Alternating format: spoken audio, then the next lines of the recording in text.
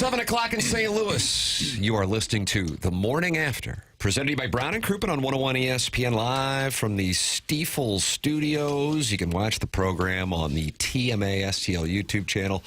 And, Doug, it looks like the Devil's Crotch was waiting for us. And right when Jackson hit Jermaine Stewart, was that 86? We don't have to take our clothes off? Goodness, I don't know the years. And he wore a little white fedora in the video. Doug, when did you stop knowing the years? Do you remember what year that was? I never really paid much attention to the years. Okay. I don't know. Can you remember what year? Do you struggle with anniversaries and birthdays as well? No. Not so much that. Okay. But I can't You're tell you. like the important stuff you remember. Well, I what can. year Jermaine Stewart sang that song you don't remember? That's one that I've lost in my memory. Feels like a big miss, Tim. I agree with you. Thank you, Martin. Thank you. I didn't even know it was a song. Delicious show prep. You didn't know we don't have to take our clothes off as a song? Not until I joined. Not until I joined this. Jackson AI. Not until I joined this presentation, and I ever heard the tune. Yikes. So no, I didn't know what year it was made. Yikes! You were probably in the clubs in Miami. Yikes! People are gathered and they want to talk it over with you, Doug. And the great thing here today is in the Healthcare Evolution 7 o'clock hour is you get to decide what the lead is. It could be Illinois' defeat, up 12 in the second half and lost. I think it might be the Norwegian biathlon athlete who won a medal and then announced on live TV that he was cheating on his girlfriend. That's a pretty good story. How did it come up? I saw the headline, didn't see the story, guilty as charged. How did it? Did the reporter say, is there anything else you'd like to share with us at this time? I'm just wondering what led to that answer. I don't, he was being interviewed by our Norwegian broadcaster. And he said, 6 months ago, I met the love of my life, the world's most beautiful, sweetest person. And 3 months ago, I made the biggest mistake of my life and cheated on her. Said on live television. I wonder if the girlfriend knew or was watching. I think that's how she found out. You know. Doug, good news. You don't have to make the choice between good. Illinois blowing. Was it a 71-59 lead, and they were starting to celebrate, and off came Keaton Wagler, and they were gathered in Champaign and celebrating a Jim Dandy of a win over Wisconsin, and all of the sudden, what in the hell happened? Or the Norwegian athlete who won a bronze medal and then decided that was the time to announce that he had met a barge guy is going to make that decision on the Callier and Thompson phone lines at 314-974-0101. Barge guy, good morning. You're on 101 ESPN with Doug Vaughn performing a Sadie Hawkins. Good morning, everybody. Hello, How are you doing today? I'm doing great. Boy, being a man who's been through 58 years of life, I don't even know what to say about the Norwegian gentleman. And usually when that happens, if you don't know what to say, that's when you immediately call in. Rarely have I been speechless about an issue or situation, but my jaw actually dropped when I saw that. It was absolutely hilarious in my mind. I couldn't even fathom whether he was right or he was ridiculous. It was unbelievable. Yeah. Tim, new segment, right or ridiculous? It's time for Right or Ridiculous. To air it out internationally on the biggest stage. Mm-hmm. He just kind of lost his mind there. So happy that he'd won a bronze medal. He just had to spill all the beans. I wonder if it was the Roy Firestone of Norwegian broadcasting. Good one, Martin. Wow, I was one of them. Tim, I didn't know that was going to land. Yeah. I like it. Barge Guy's I would like to go have beers with Barge Guy probably early in the morning because I feel like he would laugh at a lot of the material, though. You're like the Ed McMahon of this show. Mm-hmm. Oh, wow. I don't even know how to take that because, okay. Let's go back to how things are going. The weather is breaking on the river, guys. I've got an announcement. What's the announcement? Well, we went through a very horrid winter with that storm, and it was rough. And the St. Louis Fleet did an amazing job with 0 injuries and kept things going. But now it's beautiful weather, and we are all dancing on the barges for 50-degree weather. Huh. Dancing on the barges, Doug. Dancing on the ceiling. Lionel Richie? I think so. 7, maybe? I think you might be right. I think it was a reference to cocaine, and people missed out on that. No. Yeah, I think so. No, we do random drug tests. Can't do that. I'm talking about Lionel Richie, not you guys on the barge. I would never. Yes. We're not even going to go there. Don't lead me to the nose. Right. So barge traffic was slow during the storm and the ice and everything. You had to fight that. It was difficult. Yeah. It slowed things down a lot. Obviously, a lot more potentially dangerous, but everybody did a great job. And our cruise, St. Louis is the best fleet on the Mississippi, and we are doing everything to help feed the world, man. It's amazing. Dude, we were once the gateway to the West. Now we're the best fleet. I think you said. Old man. The oldest. Barge guy, what is the typical barge containing? Is it grain, or is that sort of a misnomer? Oh, it's everything. We do everything from wheat, corn, grain. Then we do both gases and fluids and fuel, on tank barges. It's a combination of everything. It's the beginning of everything the world needs to keep moving, honestly. Huh. That's good. Kind of like that. That might be a slogan. Everything the world needs to keep moving. Yeah. Nice. Yeah, we take So barges I'm for working granted. from home today because my Jackson is homesick today. Oh, no. Aw, yeah. So, but he's got his Valentine's Day party tomorrow, so he's already broke his fever and he's sleeping well. And we're going to get him safe to be able to do his Valentine's Day party tomorrow at school. Oh, well, that's good. That's good to hear. There's little he's on fireballs for the mend. kids, mini bottles. Okay. Hey, So everything else is going all right now that you're in charge of the barge traffic here? You got it moving smoothly. hey, you know what? I'm trying new things. I'm being innovative. I'm trying to push the needle and look outside the box to prevent injuries and to motivate people and reduce turnover and keep retention. It's that simple. Awesome. Hey, last thing. Okay. Because of St. Louis's sports, Yeah.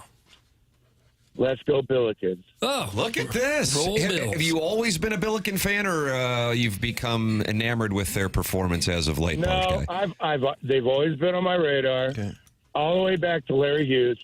But I mean, as long as I can remember, of course, I loved all sports.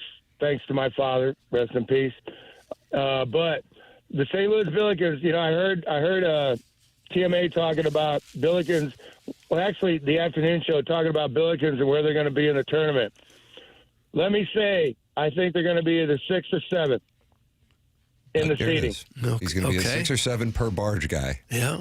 Yeah, I think that's kind of what the general consensus is. Wow. Hey, guys, thanks for taking my call so early. Okay, Bargy, thank you. When you start off, Listen to you. that's strong. Thanks. There you have it. When you start off that strong, it's going to be a big show. Yeah. This is our final presentation with a full dais for 4 hours before we go to Jupetown, Doug. The Real Housewives of Jupiter will meet the Real Housewives of TMA in South Florida. I will be arriving at approximately, 8:15 tomorrow. Have an event with my son at his school. Oh, you do? So I will be at 8:15, and then we will do the remainder of the presentation. Martin has onboarding at 10 o'clock. Martin and I are both off on Friday. Jackson has prepared one hell of a dais on Friday, and then we're live for Healthcare Evolution's presentation of TMA at Cardinal Spring Training, Monday, February 16th through Friday, February 20th. Hello again, everybody from Jupiter, Florida. Well, hello. I saw the Cardinals had a release that the media time will be 8 to 9 a.m. down there. Nice. So that'll be 7 to 8 here. So we got to get right to these interviews. I'm ready to go. Yeah. Okay. Sounds like you just issued a challenge to Jackson Burkett. All right. We're going to, it's not going to be an hour of slap and tickle. It's going to get right to the journalism. Whoa. Yeah. What's that implying? Listen, my feet are in the blocks. Once that starting gun goes off, I'm ready to sprint. Okay, that's good to And hear. you've been studying the roster. You know what Dickie Fitz looks like now. Yep. Okay. I'm ready. Okay. Well, let's go. Anyway, check the forecast. Supposed to be nice down there next week. It's supposed to be nice. great back here, Doug, so we can't do the typical, how is it back there? Which is what you would do probably back in the day. You probably did it, Doug. Tim, you probably did it. In February, when you're in Jupiter and you're pitching it back to Larry and Julius, you say, guys, I don't know what the temp is there, but it's a little chilly tonight. It's down to 72. Back to you. I think I'll head to the beach tomorrow. Back to you, Steve. But then That's you how I would can't do it. do it next week because the weather here is going to be great. sounds horrible. Wake me when the interviews are over, Doug. That's from Just Don't Press Push, and he is not happy. Can't win. He In advance. is absolutely not happy. Well, this audience isn't just miserable. They kind of plan out the misery. He's already looking at 7:01 Monday, and he's mad. And somebody is not happy that we don't get President's Day off, Doug. I don't. Dogtown Dumper Pumper. Don't you guys get President's Day off? I don't think we've ever had President's Day off. They want us to be off now. That's when the show's not Jackson's got a clicking. best. You want to do a best of? When's President's Day? Next Monday. Oh, wow. The first day of spring Why do you hate training. Abe Lincoln? Yeah, God, you really hate this country. Well, we're definitely working on it, so it's That was the point, yeah, that we're having to work. Why are we working on President's Day was the question. It's been 10 minutes and you still haven't mentioned the Cardinal trade. It's from the 618, Doug. Great point. It was a big deal. We swapped right-handers, and we got a fellow by the name of Soriano.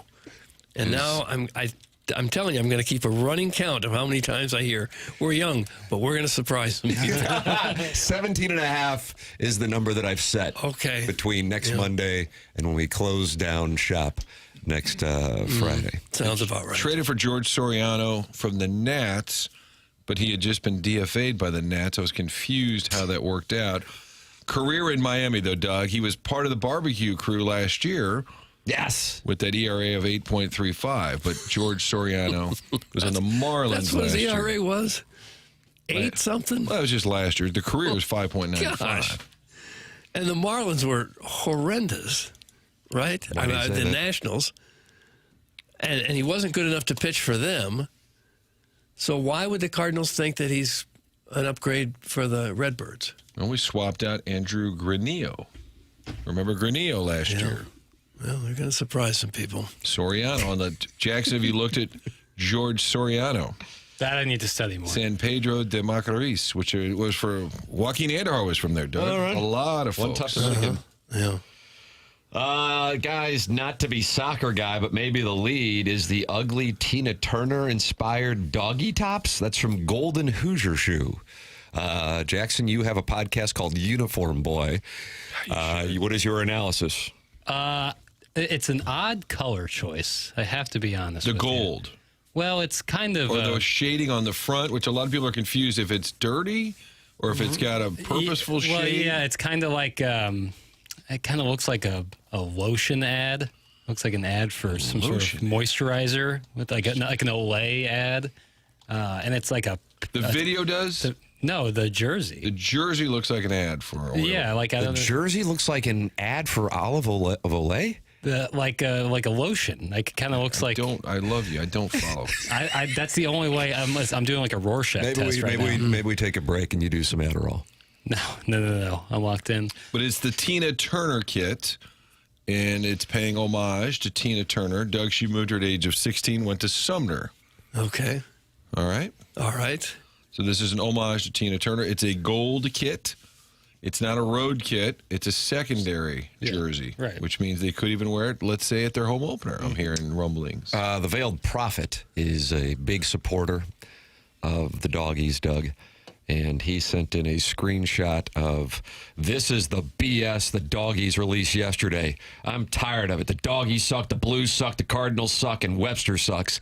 He, of course, being a Cottleville resident. Sure. But it's a screenshot of the post that says, introducing the Tina Turner kit, a tribute to the queen of rock and roll and her unstoppable energy, a celebration of her enduring spirit in the city where she found her voice.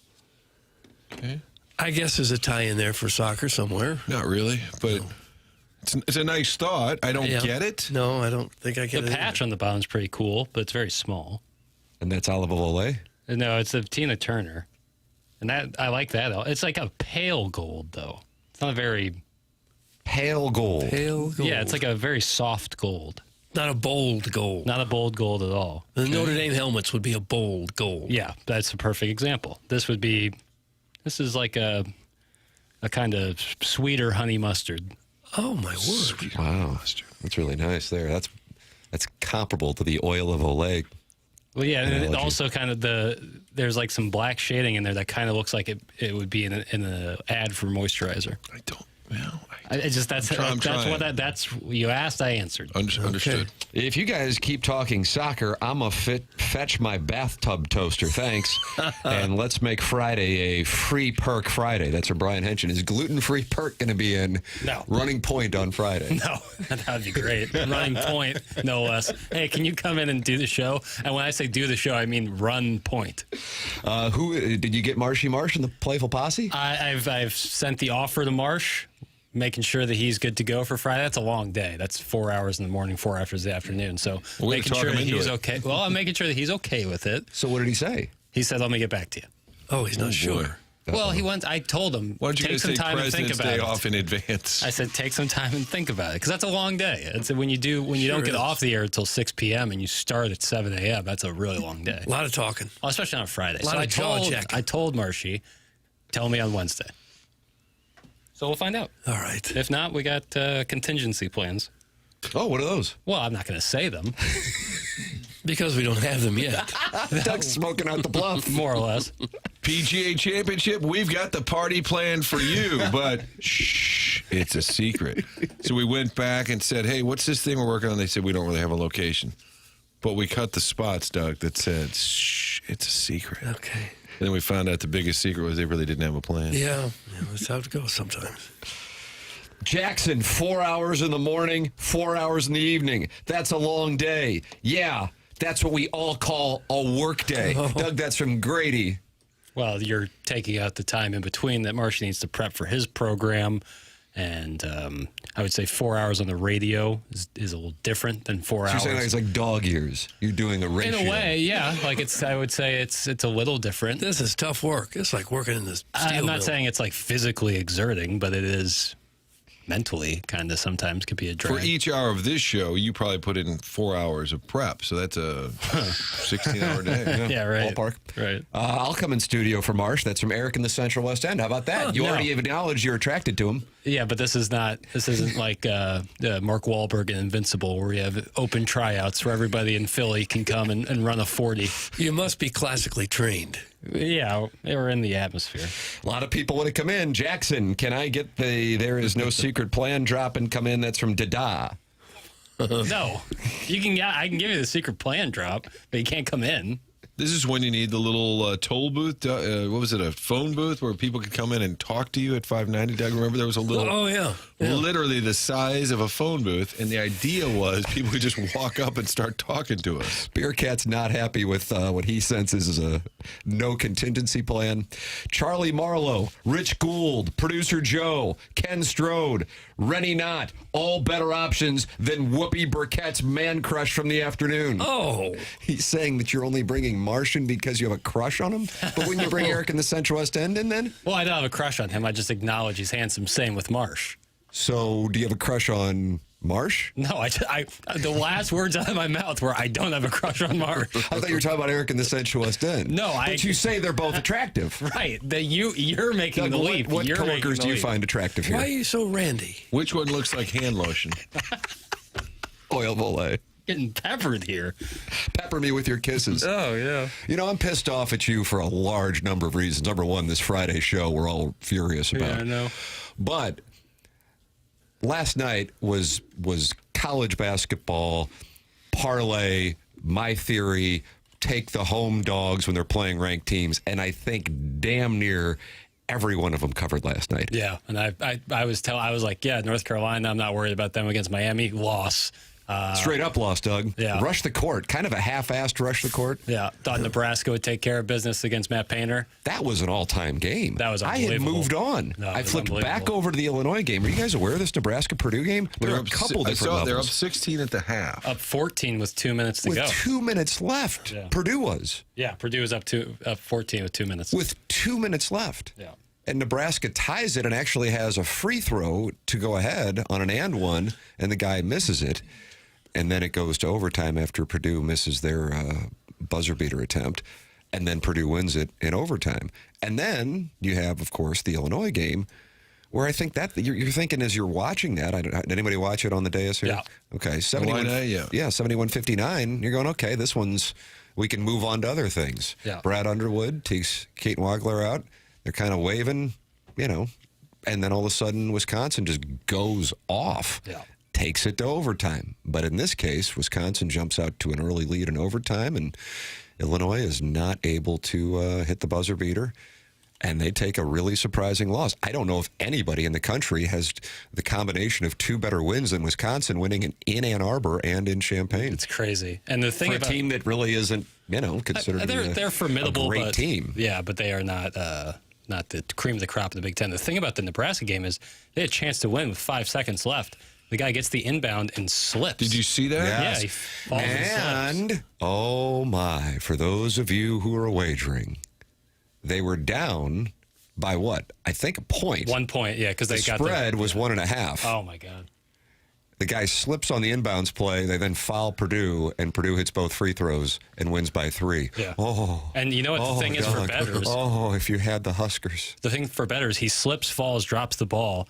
The Purdue defender picks it up and runs the other way, and nobody touches him. The Nebraska player did not foul him. He reached, made no contact with him. The ref blows the whistle for a foul, gets the 2 free throws, makes the 2. They should have just let it play out. And Purdue then you would wins have had by your 1. Nebraska cover, Then you plus had your- 1.5. Then you'd have had your I Nebraska hate to see cover. the Huskers lose, but at least I've got my sweet, sweet cash. Yeah, literally reached his hand out 3 feet away from touching him, and they called the foul. They tend to call almost everything there in the final Yeah, seconds. for sure. They're just so used to it, but he did not make contact. And the teammate ran over after the guy fell, And and he then also- he started yeah. slipping and sliding. Like, and he what's looked going down on over there? He looked down at the floor like, "What in the world?" They were talking about it. That's like the timeout area where the guys will like congregate in a timeout, and they're likely sweating all over the floor. And, yeah, is right. And Oh, now what was that? it's just, I don't know. Yeah, I was like thinking about it, and then you kind of seem like, yeah, you are Randy, bro. They got that big Australian guy in Purdue. He probably sweats a ton. So are you saying Australians are hornier than Americans? That's a good Sweatier. question. Text in on that. I'd be curious. 314-399-9646. Yeah, or Brisbane. So why didn't they properly mop? It sounds Yeah, like well, that's the it's question. on them. It's their home court. Yeah. Illinois was playing with 2 starters short in Boswell and Stojakovic. Tough to keep winning with a 6-man rotation. That's from Doug's favorite kink. And that's kind of what Underwood said. He goes, "We got one ball handler right now. Stojakovic out. Didn't know that going into the game. I don't know if anybody wagered. He'd rolled an ankle against Michigan State. I think the line will be fine. You got to get Boswell back. I'd have Stojakovic healthy, but they missed a lot of free throws too down the stretch. Wagler missed a couple of key free throws. Yeah. They were 11 and 19 from the floor, but Underwood, he went off on the refs after, and he doesn't do that a whole lot. Let's take a listen. Doug here is Brad Underwood. Okay. You want the one on the officials? I honestly didn't know we had. I'm sorry. We got a few clips of this Jackie Papers I'm sorry, on the Polos Plus dossier. We've jumped into 7-2. Doug, this is local rock. So you want the one on the officials or the one on the loss? Officials. Okay. This is more so about the Michigan State game, but this game as well.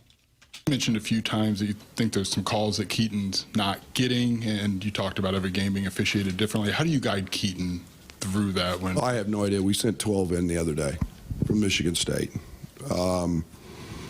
We'll send the missed out-of-bounds play in the first play of the overtime.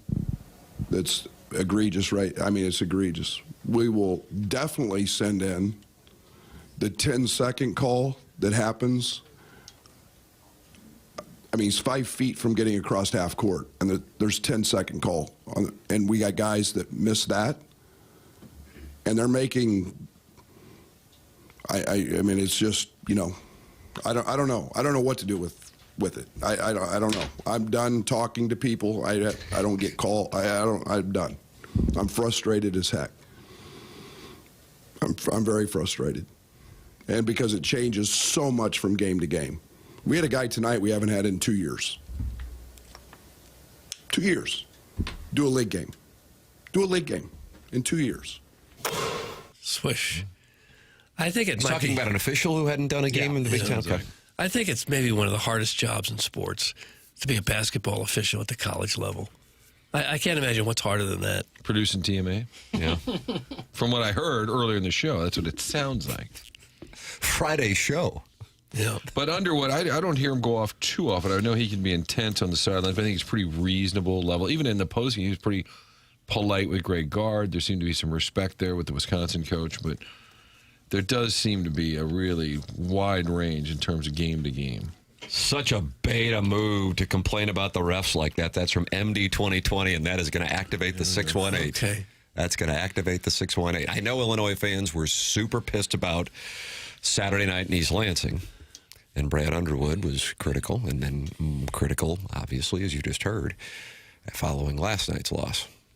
But up 12, even missing Stojakovic, and you haven't had Boswell now for a while. That's when you got to get. I think when basketball went to the three-point shot, it was probably the most meaningful rules change in sports, and certainly in my memory. It used to be, I'm going back a ways now because the three-point shot's been around a while, but it used to be if you were down 12 or 14 with a couple minutes left, it was over. You had no shot.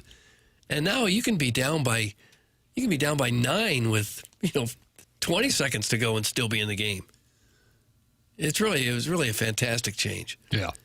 And that's why the game's not really over, until it's over. I think somebody said that once. It's very smart.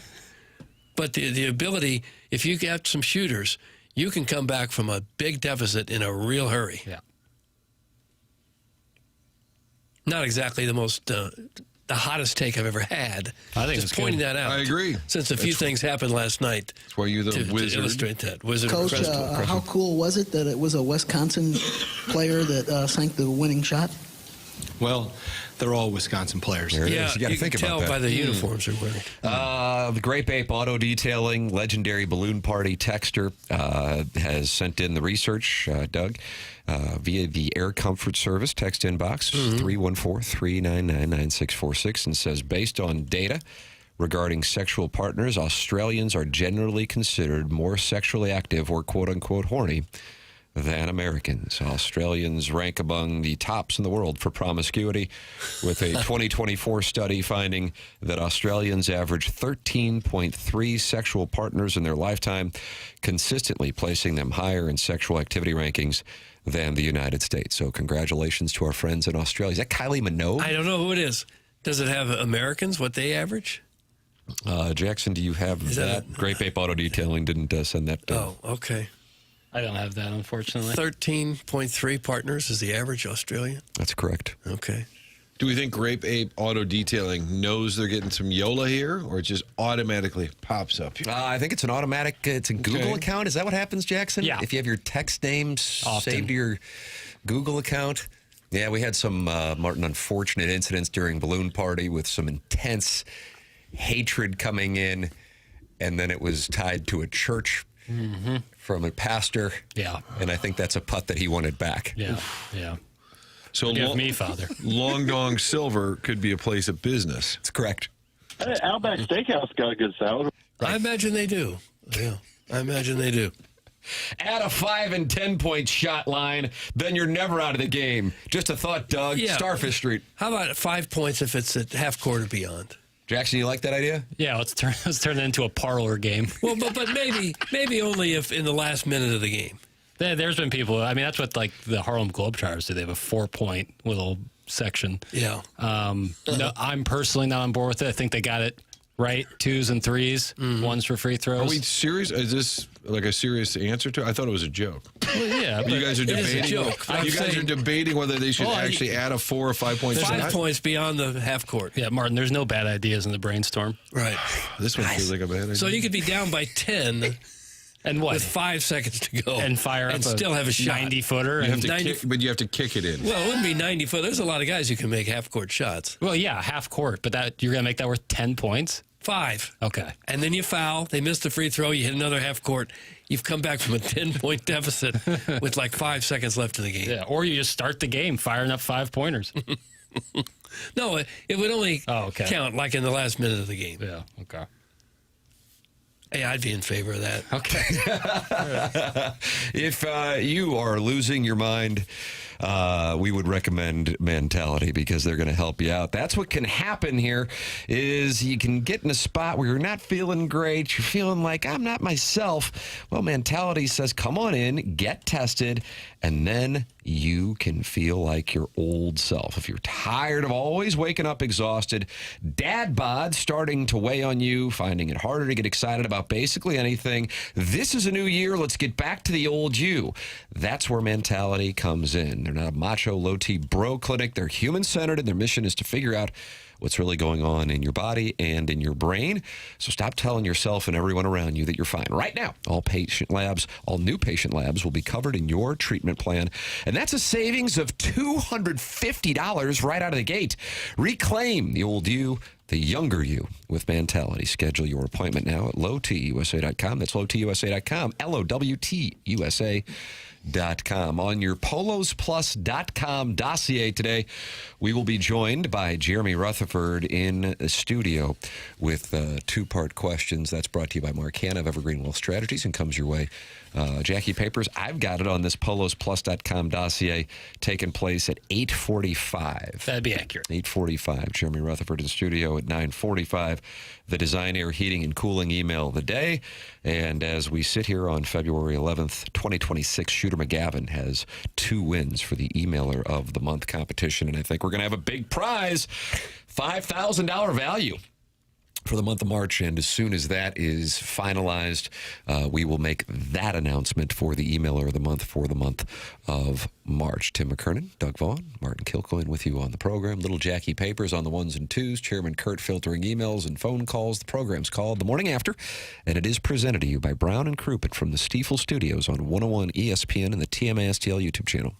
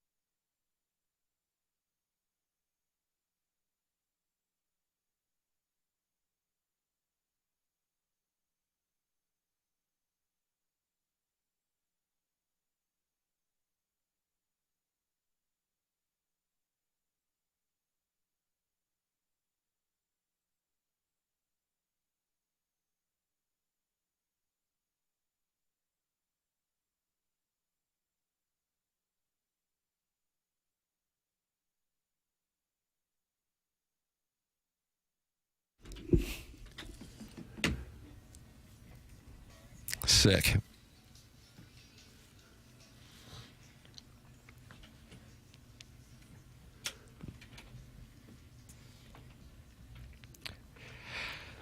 Doug, we have some data coming in after we got the number on how many partners Australians have, because the Great Ape Auto Detailing says they are randier than Americans, and he provided the data from a 2024 study that says Australians average 13.3 partners over the course of their lifetime. All right.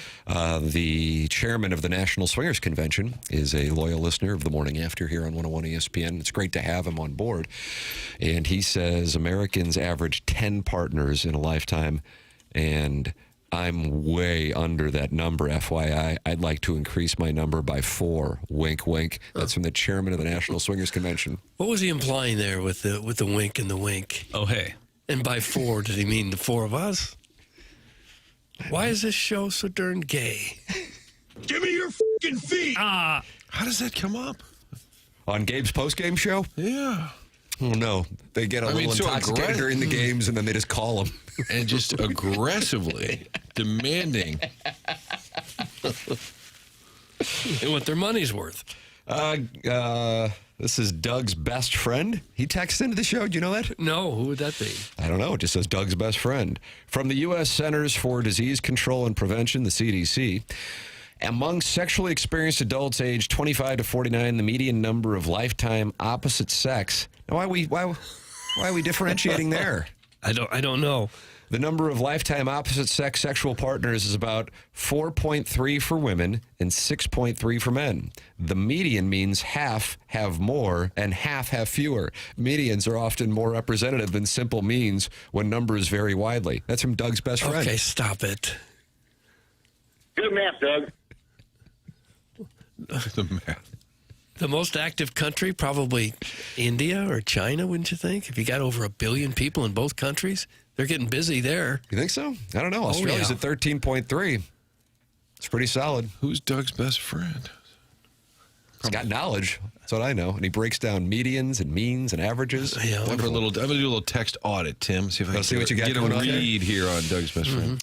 You'll have to forgive the Cottleville fatties this morning for being a little too randy. A Gardetto's truck wrecked and spilled its load. They finna be rich. That's from Doug's prison wallet. So a Gardetto's truck? What is Gardetto's? A delicious snack mix? It's like a Chex Mix. And that excited people in Cottleville? I remember at one point somebody said that Gardetto's is the St. Charles caviar. Oh. And I didn't think that was fair, but I did find it funny. And this truck spilled stuff on the street there? I guess people are tipped running over. wild? Someone maybe was running some sort of heist where they put the tire spikes in front of it. Oh, yeah. And tried to flip it over. Pay dirt. Doug, I'm north of 50 partners. That's from the Worson Woods Wacko. Okay. Why would we need to know that? Or why would we believe you? You could say anything. Starfish Street says, write me down for 17. Iggy says 500. That's correct. Will Chamberlain says 20,000. Can you believe anyone? Probably not. I'm at 6.3. That's from Kevin at the Lake. I don't know Who's how the you point I three? don't know how the point 3 came in. But again, the last thing that this program's ever going to do is kink shame. Could have been a short gal, I guess. Yeah, Sassy Cassie, friend of the program. You can text in with your number of sexual partners, 314-399-9646, and you can also share them in the Michelob Ultra YouTube chat. It's youtube.com/TMASTL, TMASTL YouTube channel. 6,540 subscribers to the TMA YouTube channel, and you'll want to make sure you're subscribed next week, Doug, because we will be live from Jupiter, Florida. And I do have to say, Martin, I don't know, you were asking about the forecast next week, and I do have to tell you, it looks like we got some thunderstorms on Sunday and Monday. Jackie Papers, this could put you to the test. It put me to the test? For what reason? Well, I mean, if the Cardinals have rainouts, how are you going to get guests on? Well, they'll still probably be hanging out. It might be easier. I actually think it could be the benefit of the show. Wow. Push the workout a little later in the day. Maybe push the workout. Maybe it's more indoor stuff where guys are like, well, there's not that much room in there, so maybe I'll come hang out in the tent. We have a tent, so we'll be covered. We have a tent? No, we do. Covered from the elements. Okay. You commies talk women's hockey! Oh. U.S. women are rolling, Doug. Yeah, That's from beat Canada. Jackson's boy body. 5-0 over Canada. Take that, Canada. 5-0. 20 goals in the 4 games, Doug, of the preliminary round. Yeah. That's awesome. Headed for the gold. You watching the Olympics? I could see. I am. I could see you sitting back. You're I do. a 5 Fox guy. 5 Fox? Yeah, sitting back. Yeah, I love the your- Olympics. Look at you and Savard both ending up at Channel 5. Who would have think? Frank Cusimano. Well, I'm not there. He's there. I'm not there. Martin and I used to kick the tires back at the Clayton campus. Hashtag think about it. That's from the CBC maintenance guy. Doug, what does that mean? You kick the tires? Tires from the CBC maintenance guy. Think about it, Doug. Doug, this gentleman has sent this in 1, 2, 3, 4, Well, then block 5, him. 6, Block him. 7 times. This is a G-damn family show. Shut up and talk about sports, you bums. Oh. That's from the Marquette Pissa. Is that a classmate, Martin? Is he in Hoke, Milwaukee? The Marquette Pisser. Wow. Or is it Marquette Mustangs? Local Marquette. Wow, family, all caps. Yeah. Mad as a hornet. Haven't been called a bum in a while. You bums. Guys, I made it to 22, but do I get bonus points if 3 of them occurred in Doug's house? That's from Carlos Spicy Wiener. No. In my house? Gosh. I mean, he asked you a question. Yeah. I guess it would count wherever it happened. You make me feel like a natural woman. Michelob Ultra is the sponsor of the YouTube chat where they are active as the day is long in there. Jackson's Dry Chicken says Gardetto's is fire. And Jackson, you called it the caviar of St. Charles County? I didn't. Someone texted that in a month or 2 ago, and I want to distance myself despite finding it quite funny. And they're like potato chips? It's like Chex Mix, but they also have like a rye chip, which is oh so delicious. But yeah, it's similar to Chex. It's like a snack mix. Okay. I guess it's Italian in nature. I guess I've recognized the bag here. Yeah, I just never buy them. Yeah. Some would say the city uniforms might have a Gardetto's bag kind of look. Oh, kind of gold, yeah. St. Charles is filled with North County Italian restaurants that have migrated. There's no need for snack mix. That's from Bourbon Bob. Is that accurate? I don't know. So I'm a bunch South of Side guy. North County Italian restaurants have moved now to St. Charles. I'm unaware. This is worse than when Iggy tried to play off a pre-recorded take on the Jim Rome show. That's from Kurt's former co-worker. Wait a minute. Oh, that's old. Sorry.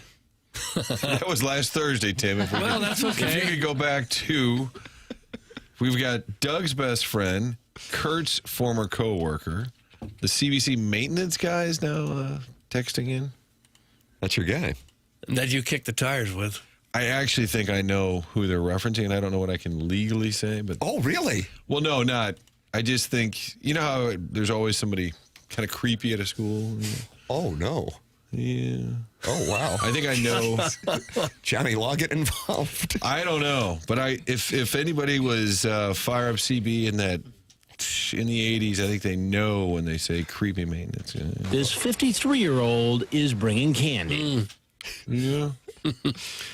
Doug, India is frequently cited as the least sexually active or least promiscuous country, often characterized by a low average number of lifetime sexual partners, approximately 3. That's from the Grape Ape Auto Detailing research. On. There's more than a billion. This guy's live for the TMA Lister of the Month, Grape Ape Auto Detailing. I can already tell you got my vote, TMASTL.com. You just got to sign up. More than a billion Form people energy. in India, and you're telling me they're not sexually active? I'm not buying that.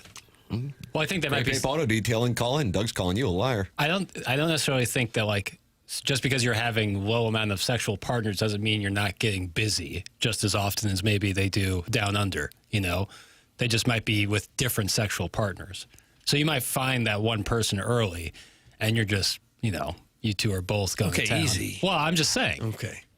This is a sports show, guys, on the same level as Karen and Clayton. Keep your comments to yourself and to your homeboys. Doug, that's from Old Appleton Stepdad, and he sits out there on the front porch in Old Appleton enjoying a country time lemonade and listening to this show on a transistor radio. Do you have homeboys that you keep your comments to? I do. Absolutely. Polling feels like he'd be a good homeboy. Yeah. That he could just about say anything. And then, please, God, don't ever repeat it. This is kind of an economy question. Are you stocking up on bananas? Context. How would that go for you? They'd all last about a week, and then you'd lose everything you had. Right, well, you got to stack up, though. I thought this was a sports talk show. Why are we talking about sex? Doug, that's from Big Steve. That's a good question. Because the Nebraska player fell down. Right. Was it in front of the Purdue bench? He went slip and sliding, and then his teammate ran in. He slipped. Right. And Jackson made the observation that it's about where they have the huddle during the timeout, and that fellows were sweating. And then Jackson pointed out there was a big sweaty fellow from Australia. Right. That is correct. And he thought was exciting. The Marquette Pistons says, how many times do I have to say it? There's Olympics, college basketball, and all you guys can talk about is Indian promiscuity. I got to tell you, if Great Bait Auto Detailing doesn't apply, Marquette Pisser now has my vote. Put that on the sign. Is there a texture of the week, the month, the day? I might have to give it away. I mean, Arbor Day has been the 3-time texter of the year, and is just a force. Showing no signs of slowing down. Yeah, Arbor Day is kind of, we're watching the Tiger Woods run in the 2000s. But still, you can be Phil Mickelson. Yep. You know, Doug, you can be Woody Austin.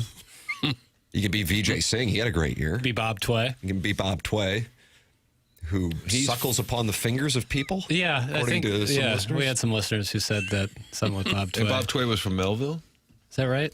His son plays, wasn't right? from Melville. I thought this show started that theme that he was local. I thought it he was was Oakville off Telegraph Road. Yeah. Okay, I could see We that. had him. We actually had him on the show and asked him about this, and I feel like he did have on the show. Bob Tway. Bob Tway. You better believe Why? it. Probably surprise guest. What do you mean, why? His name came up, and we laughed about it, and then the next thing you know, he's on the air here. Yeah, That's all it takes. Sounds like a move. That's the you would barrier pull. entry. No, That and Gabe. I appreciate that. I just wanted to know how it came to be. Turn off the Virgin's mic. What does he know about promiscuity? That's from the Worsonwoods Wacko. Well, I turn on and off the mics, so Yeah, that's right. Nobody decides that but you. yeah, I'm the arbiter. Sharon in Clayton called Karen in Clayton just moments ago. Says, for the love of God, the lead is the U.S. women's hockey team beating Canada's asses. Play Freebird, bitches. Doug, that's from Sharon in Clayton down in Sanibel. Yeah, it was a 5-0 spanking. I believe the cumulative score is 20-1, Doug. 20-1. The U.S. men, the Canadian Team Canada, they start tomorrow. The men, we will have I believe that Dalibor Dvorsky, Doug, he is in action today. Against Italy, Slovakia and Italy, I believe. Boy, that Canadian team looks great. Holy smokes, if they got some guys on that team. So they haven't won the gold since 2014, Doug. Yeah. Last time they had NHL players in the Olympics, 2014. Think about it. Okay, I'll give that some thought. Okay. I thought this was a silly time show. Why are you guys talking sports? That's from Kitty Bates in the Michelob Ultra YouTube channel. Today's show is dedicated to Indian promiscuity. Sports talk radio is supposed to be about sports. How about that? Was that from like a Barrett seminar? No, Alpina. Martina, I don't know if you've gotten Alpina's season yet. I've hit a little bit of a listener's block. I haven't gotten too far. Well, I think what happens is you start listening to the TMA, lifetime recap, and then Movie Boy comes out with a new sode. Get a little sidetracked. Yeah, I can understand. Is there why. a new one this week? Yeah. I get so confused. Oh, what do we got? Gareth and I. What does Gareth needs to? I might start representing Gareth for comp. He's taken care of. You're a modern day Phillips and Wall. Look at you two. Phillips and Wall. Tim, you're a big Morgan and Crunch guy? That one I think predates me. I think. Or maybe I'm just not familiar. We took a look at the last 10 years of Best Picture winners and asked, did they get it right? Which was kind of fun. I like that. Yeah, it was fun. It was a good time. If you idiots start talking sports, I'm turning the show off. That's from Lady Sonia's Teacup. Okay, we won't.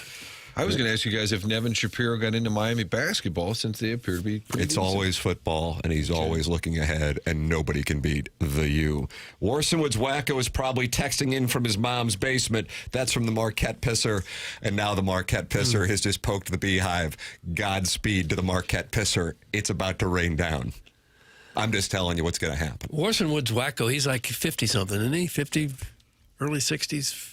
Look at Doug. Doug is doxing. Well, we met him. Not in the doxing We met him. business. No, I know. So I doubt he's living in his mother's basement. I would be surprised as well, but I don't know how old he is. I thought he was in his 30s.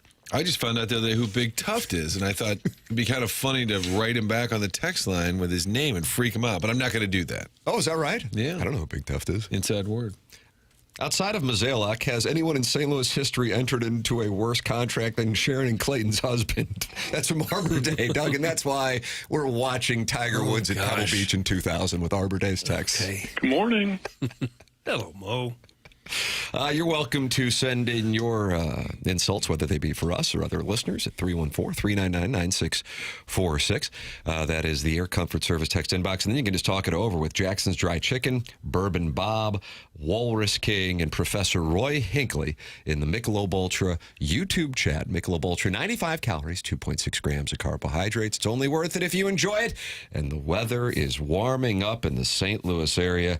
Get on out and enjoy it with friends and with family, and enjoy a Michelob Ultra, longtime TMA sponsor. Michelob Ultra, it's only worth it if you enjoy it. On your polosplus.com dossier, we will be joined by Jeremy Rutherford at 8:45. We have the Design, Air, Heating, and Cooling email of the day at 9:45. This is the Morning After, presented to you by Brown and Crouppen from the Stiefel Studios on 101 ESPN and the TMA STL YouTube channel.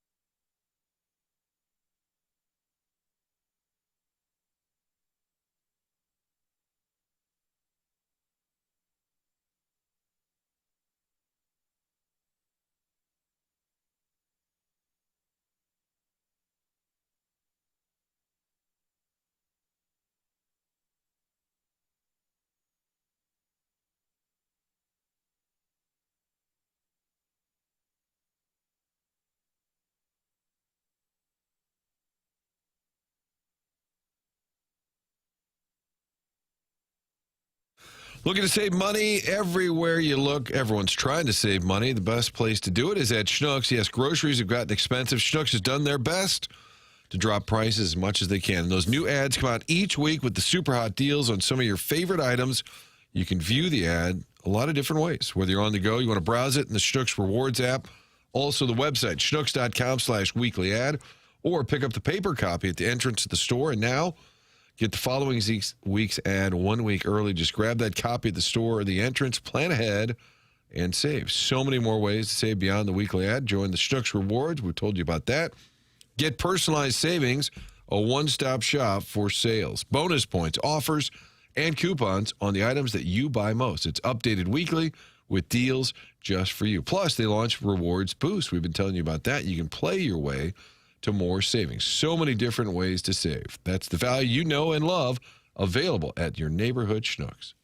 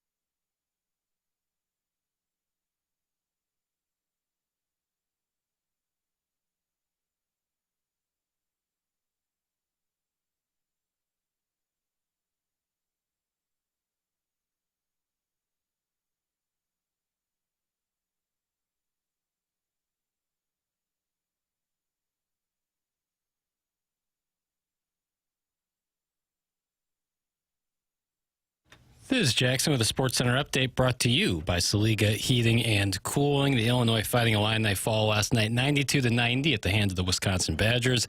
Illinois will have a chance to get right after dropping 2 in a row when they play Indiana on Sunday at noon. That was another Sports Center update brought to you by Saliga Heating and Cooling, a Daikin heating and air conditioning dealer.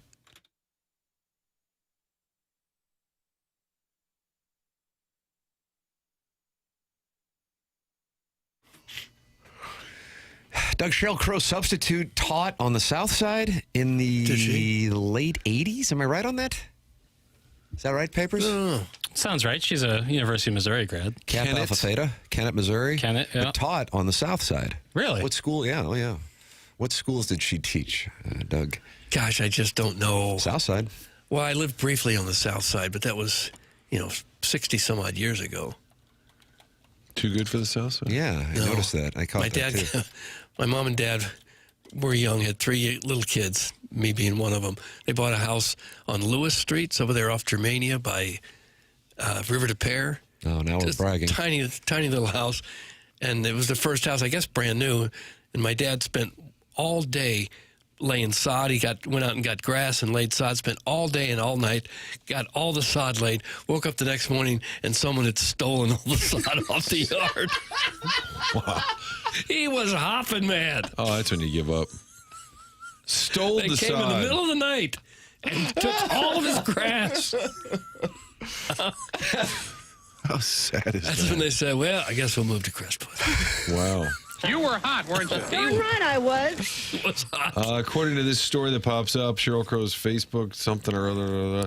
Sheryl Crow worked as a music teacher at Kellison Elementary in Fenton.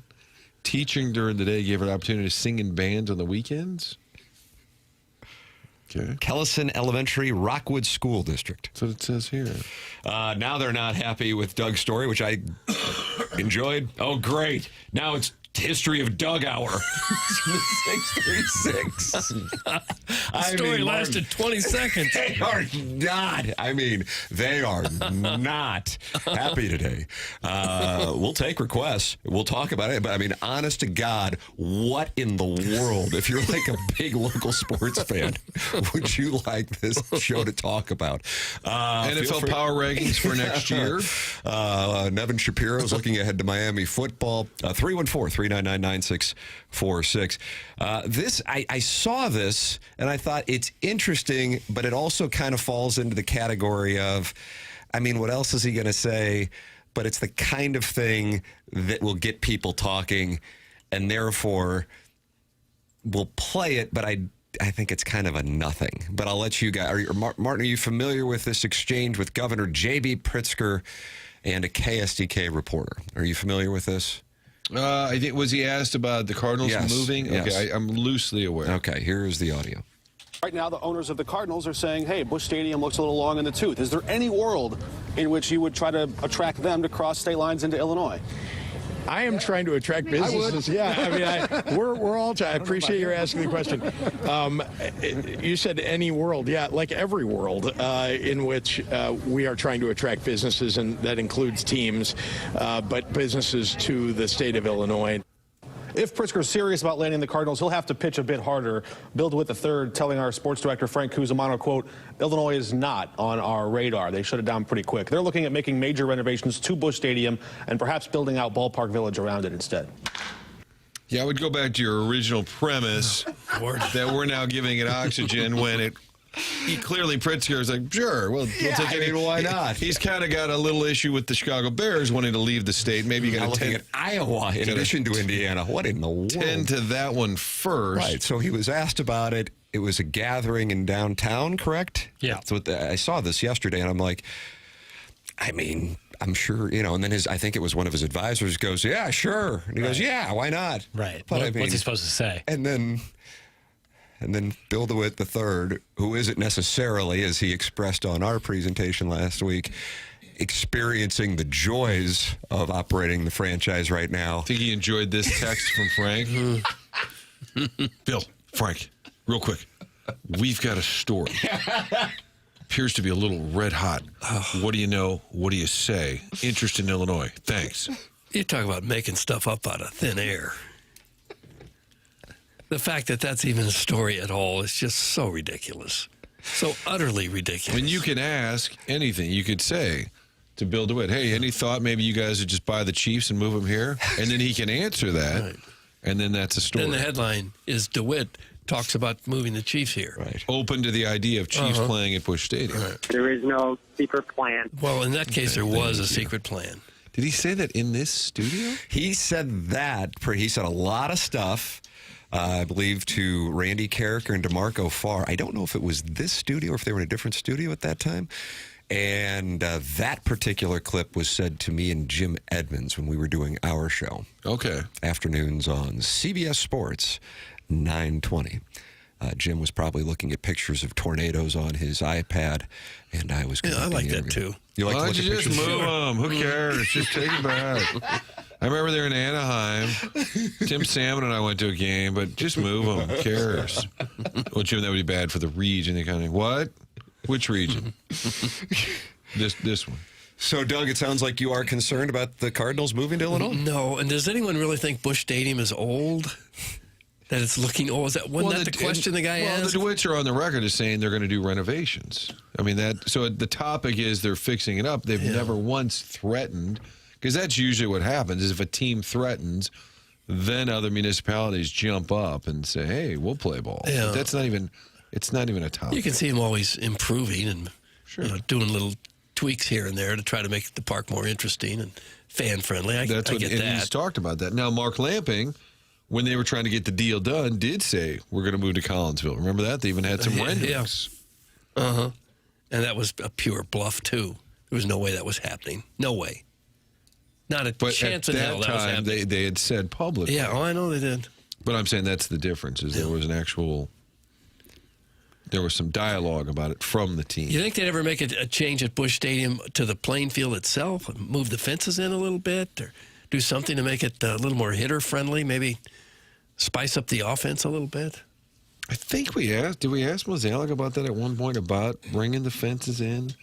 Because the hitters have complained about it. Yeah. You know, Arenado famously vocal. Been kind of open about it. What was he supposed to say? He just answered a question. That's from the 618. Yeah, we're not faulting Pritzker there. He said what you would expect a politician to say. And then Bill DeWitt the third gets a text just the from fact Frank. that you made up the story. That's the problem. Well, actions speak louder than word down. Now, slightly related, did you see Mizzou is selling the naming rights to Memorial Stadium? And I think they were aware there are going to be folks upset because Memorial Stadium was named after Mizzou students that died in World War I. And they said it's possible the name Memorial could be removed. Now, the Illinois Stadium, the Geese Family Memorial Stadium, they bought it but left Memorial in the title. So some folks are upset about that. Wouldn't the ultimate troll move be for the Kroenke family to buy the stadium naming rights? Oh, and then move it? No, just just put They're going to move the University of Missouri. No, put their So name. we got to ask J.B. Pritzker if he's interested in Faroe Field moving to University of Missouri, Los Angeles. Mm-hmm. Yes. Oh. Hey, Frank, good to see you. And then the team moves west. No, I'm saying in all seriousness, because they've got money they throw around, and some of it maybe they donate privately. What if he slapped his name Like on the Kroenke family Memorial Stadium? Yeah. I don't think it's out of the question. No, probably not. Should we pool our money together? I often just say Faroe Field, even when we show highlights. Yeah. Hey, I think that's what people know it as. Yes, I agree with that. I think if you told some people it's Memorial Stadium, they'd be surprised. Yeah, what are you talking about? So and it's just a silly thought, but if Kroenke put his name on it, you could largely ignore it, but you'd see it everywhere. Now, I see only, when I'm looking this up, I saw yesterday in reading the article in Power Mizzou about it, that 2 stadiums have naming rights, but when I type in which 2 stadiums, it says only Kentucky has it. Doug, do you know what Kentucky's stadium is named? Can I have initials? Probably the Twisted T. I know it, but I want Doug to answer. Yeah, well, because he loves guessing games. Oh, I know I this. do like guessing games. I forgot. KF. Kevin Fisher Stadium. It's close. Can you do a Kurt Roger? Fetterman Stadium at the University of Kentucky. No. Second letter, first name. R. Kristen Furmeister. Kristen Furmeister football field. Kristen Bell is correct. Third letter, first name. O. Kroger. Yes! Kroger Field. Yes. Yes! Oh, see, that was easy. What's the second one? I don't get it when I type in. Because you start thinking about famous Well, stadiums. technically Miami's is, but that's... But I'm talking SEC. Is the Willie B sponsored? William Bryce, Kyle Fields, Brian Denny. You got all these that are Neyland Stadium. Now, it says Jordan Hare, but Doug, you have to pronounce it Jordan Hare. Yeah. Brian Denny, You have a problem with that? those were coaches, right? Well, it's Saban Field at Bryant Denny Stadium, as far as what's doing in T-Town. Well, Neyland Stadium. But those Donald W. Reynolds Razorback Stadium at Royals Field. Some of those aren't sponsors. Those are just named after historical people. Reynolds, I was down in Little Rock when they created that, I don't know where the new end zone is that's down there, and it's new now, 20-plus years. But Reynolds was the donor in Broyles Field, Frank Broyles, and he spent a cup of coffee in Columbia, Doug. He did, yeah. One year. Mike Shannon was his QB. Is that right? Fun facts for no and tell. Gaylord Family Oklahoma Memorial Stadium, Owen Field. Ben Hill Griffin Stadium, Florida Field. Willie B is still Williams Bryce Stadium. Davis Wade Stadium is Mississippi State, Scott Field. At Sanford Stadium at Dooley Field. Doug Vince Dooley, father of Derek Dooley. Down there between the hedges, Kyle Field at A&M. So I don't know what else has got the sponsor. You just hope that Hemingway's Hottie Toddy. Tiger Stadium. You hope it's something that isn't too crass, like a awkward name, the PPG Paints Arena or something. But you can be sure if there's money in it for a college, they'll take the money and put any name on there as long as the money's right. And they're all scrambling for cash right now. I think you're probably going to get $3 to $5 million a year, something like that, for the naming rights. And that's nowadays it'll get you a couple defensive backs. Sure. In Louisville, they have the KFC Yum Center. The Yum Center. Yeah, it's not the best. The Pelicans play at the Smoothie King Center. It's just not a very intimidating name. Doug, do you think Drinkwitz is going to get the field named after him and his next contract extension? That's from Connie Lassiter and Greg Bickle. They have a joint account, and they text in. Wouldn't surprise me a bit. Eli Drinkwitz Field. The Drink Dome? Mm-hmm. Yeah, he'll get some money out of it one way or the other. If I had a stadium, I'd name it after Tim and have a VIP owner suite for him. That's from Recovering Alcoholic. But now, if you're Chaffetz, who actually paid for much of Chaffetz Arena, I don't know how much, but he got it going. That's certainly makes a world of sense that the place would be named after him. It wouldn't be there if it weren't for him. But if it's already been built and you're just slapping a name on there, it's a little bit different. Chaffetz's name is also on the business school at SLU, much like that Geese guy up in Illinois also has the business school, and then he sponsors like half the radio broadcast. I really like that Geese guy. Geese guy. Yeah, I don't know what he does, but I think he's always done great work. Nice. I know when you email in, like Shooter McGavin, you can do great work, and that's the Design Air Heating and Cooling email of the day. Martin, tell us about Design Air Heating and Cooling. That's that Seth Goldcamp. Well, we love our own in St. Louis. How about a business that's been based here for more than a century, family-owned, and still run by Seth Goldcamp. The family tradition continues. He's fourth generation, and as the business has changed, so has the technology. Of course, they've maintained one thing over the years. Technology changes, but the commitment to you, the consumer, has not. That's why we get all these great texts and emails telling us about the experience that you've had working with Design Air. So whether it's the AC in the summer, furnished during the wintertime, you can count on Design Air to get it in, get it fixed, get it right. If you get a new HVAC unit, you know they're going to be with you every step of the way. And that commitment to the employee, you can just tell they like working there. There's a difference. When you work with a company that enjoys being an employee there, there really is something to it. You can find out for yourself. DesignerService.com is the website. And as always, when you've had designers, people will send in pictures on occasion here, but make sure and let us know what your experience is with Design Air. Family-run business from day one. It's DesignerService.com. Design Air, heating and cooling sponsor of our email today. You can send yours in the morning after at InsideSTL.com. We are in the Fisher Window and Door Store 8 o'clock hour. The program is called TMA, presented by Brown & Crouppen on 101 ESPN.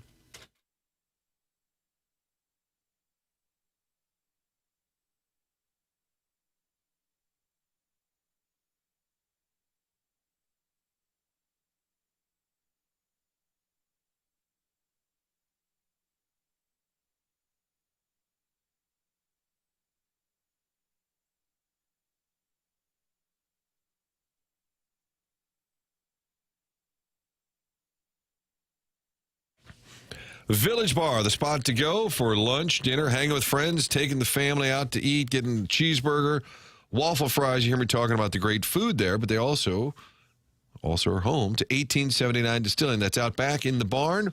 Beautiful old barn, but they turned it into a distilling operation a few years back, and now those products, Red Barn Vodka, 1879 rye, they're winning awards throughout the region. Premium spirits made right here in St. Louis. It's an homage to the early 1800s, the German distilling that started down off the river. You can read more about it at 1879distilling.com, and even better, on Saturdays, you can sample the product. The tasting room is open noon to 5 on Saturdays, right there, Village Bar in De Pere. Even if you've been there a ton of times, you may not know about the tasting room, which is connected on the east end of the building there. Pretty cool spot as well. Sample the products, tasting room, noon to 5 on Saturdays. Read more at 1879distilling.com. Taste the difference. There really is a distinct difference. Red Barn Vodka, 1879 rye, so many different products. 1879 Distilling, St. Louis, Missouri.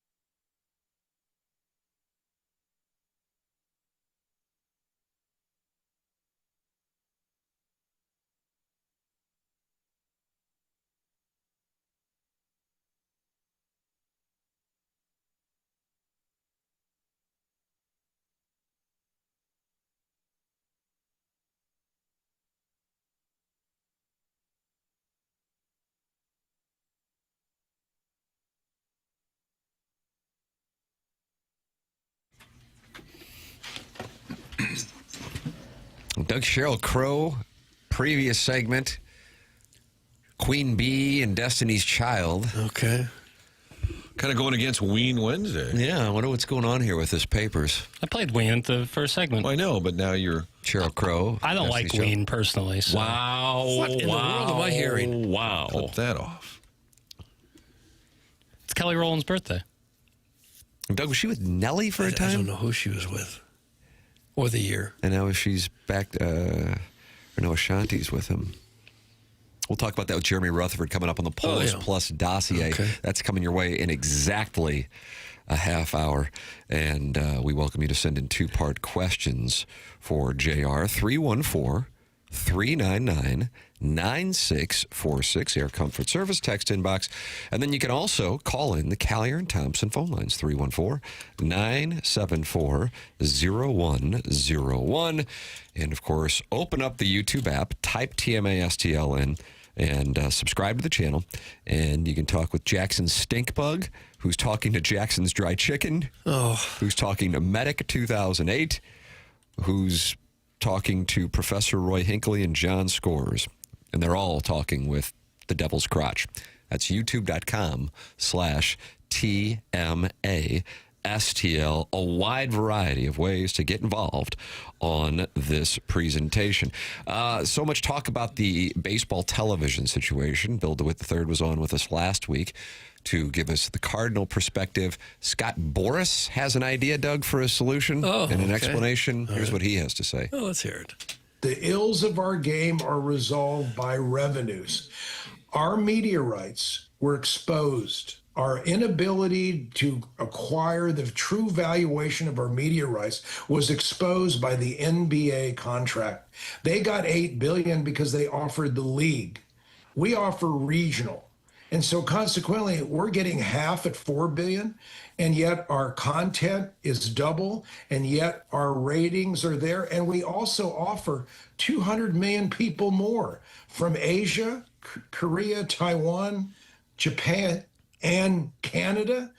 That those are markets that the NFL and the NBA do not own. They don't own Canada. They don't own Asia. They don't own that like we do. And so we offer that to all the media conglomerates where they can take their product and optimize it by this grand market that no other sport has. What's the value of that? The value of that was not ascertained. That's the problem with our sport. Because if we have 20 billion to deal with versus 4, all the ills of what a lot of owners struggle with today will be resolved, and it will not be a labor issue. I do wonder what the Asia dollars are with all the, players, the star power, Ohtani, and the deals that they can cut over there. I don't know what the books look like, and that's probably what Boris is talking about. Yeah, but it's one thing to say we're not getting the money we need to get for the product. It's another to figure out how you get it. Well, I think he's talking about selling the league as opposed to selling individual teams. Yeah, but how do they go about doing that? Right. It's not you can't identify a problem if you can't also provide a solution. Doug, listen to that. Mm-hmm. You can't identify a problem if you can't also. Well, I think you can identify the problem. You just need to keep searching for the solution. I don't know that the bigger markets are ever going to want to share all their money with the smaller markets. It gets back into the college football issue. In an ideal world, looking at it from a fan perspective, it would all be equally distributed and you wouldn't have what you have right now with the chaos. Same thing from a fan perspective with baseball. But if you're the Los Angeles Dodgers, why do you want to attach the Miami Marlins to your teat? Don't say teat. Why do you want to do it? You're not going to do it. You're not going to want to do it. Exactly right. Especially when you don't have to do it and you can win World Series championships. That's right. So I'm kind of surprised that Scott Boras is the one who took that line. But I like where he's coming from. I have no idea how it would actually get done. NFL, of course, with national television deals. The local is the key here for baseball. Well, I think that the obvious solution is a salary cap and a salary floor. And it'll probably take them a year of arguing to get around to that. And that'll probably do it. That'll probably be the end of it, I hope. Boris is forgetting that the NBA's in bed with China. That's from Eric in the Central West End. Jackson, do you agree with Eric? He clearly has not forgot. No. Literally all he talks about. Scott Boras for commissioner. That's from Donnie's Headband. But I don't understand, and maybe this is me being naive, but the NBA also has local deals. They also have their own, for sure, their own local deals, just like baseball. Well, so does the NFL. Radio. Right. But I'm talking television.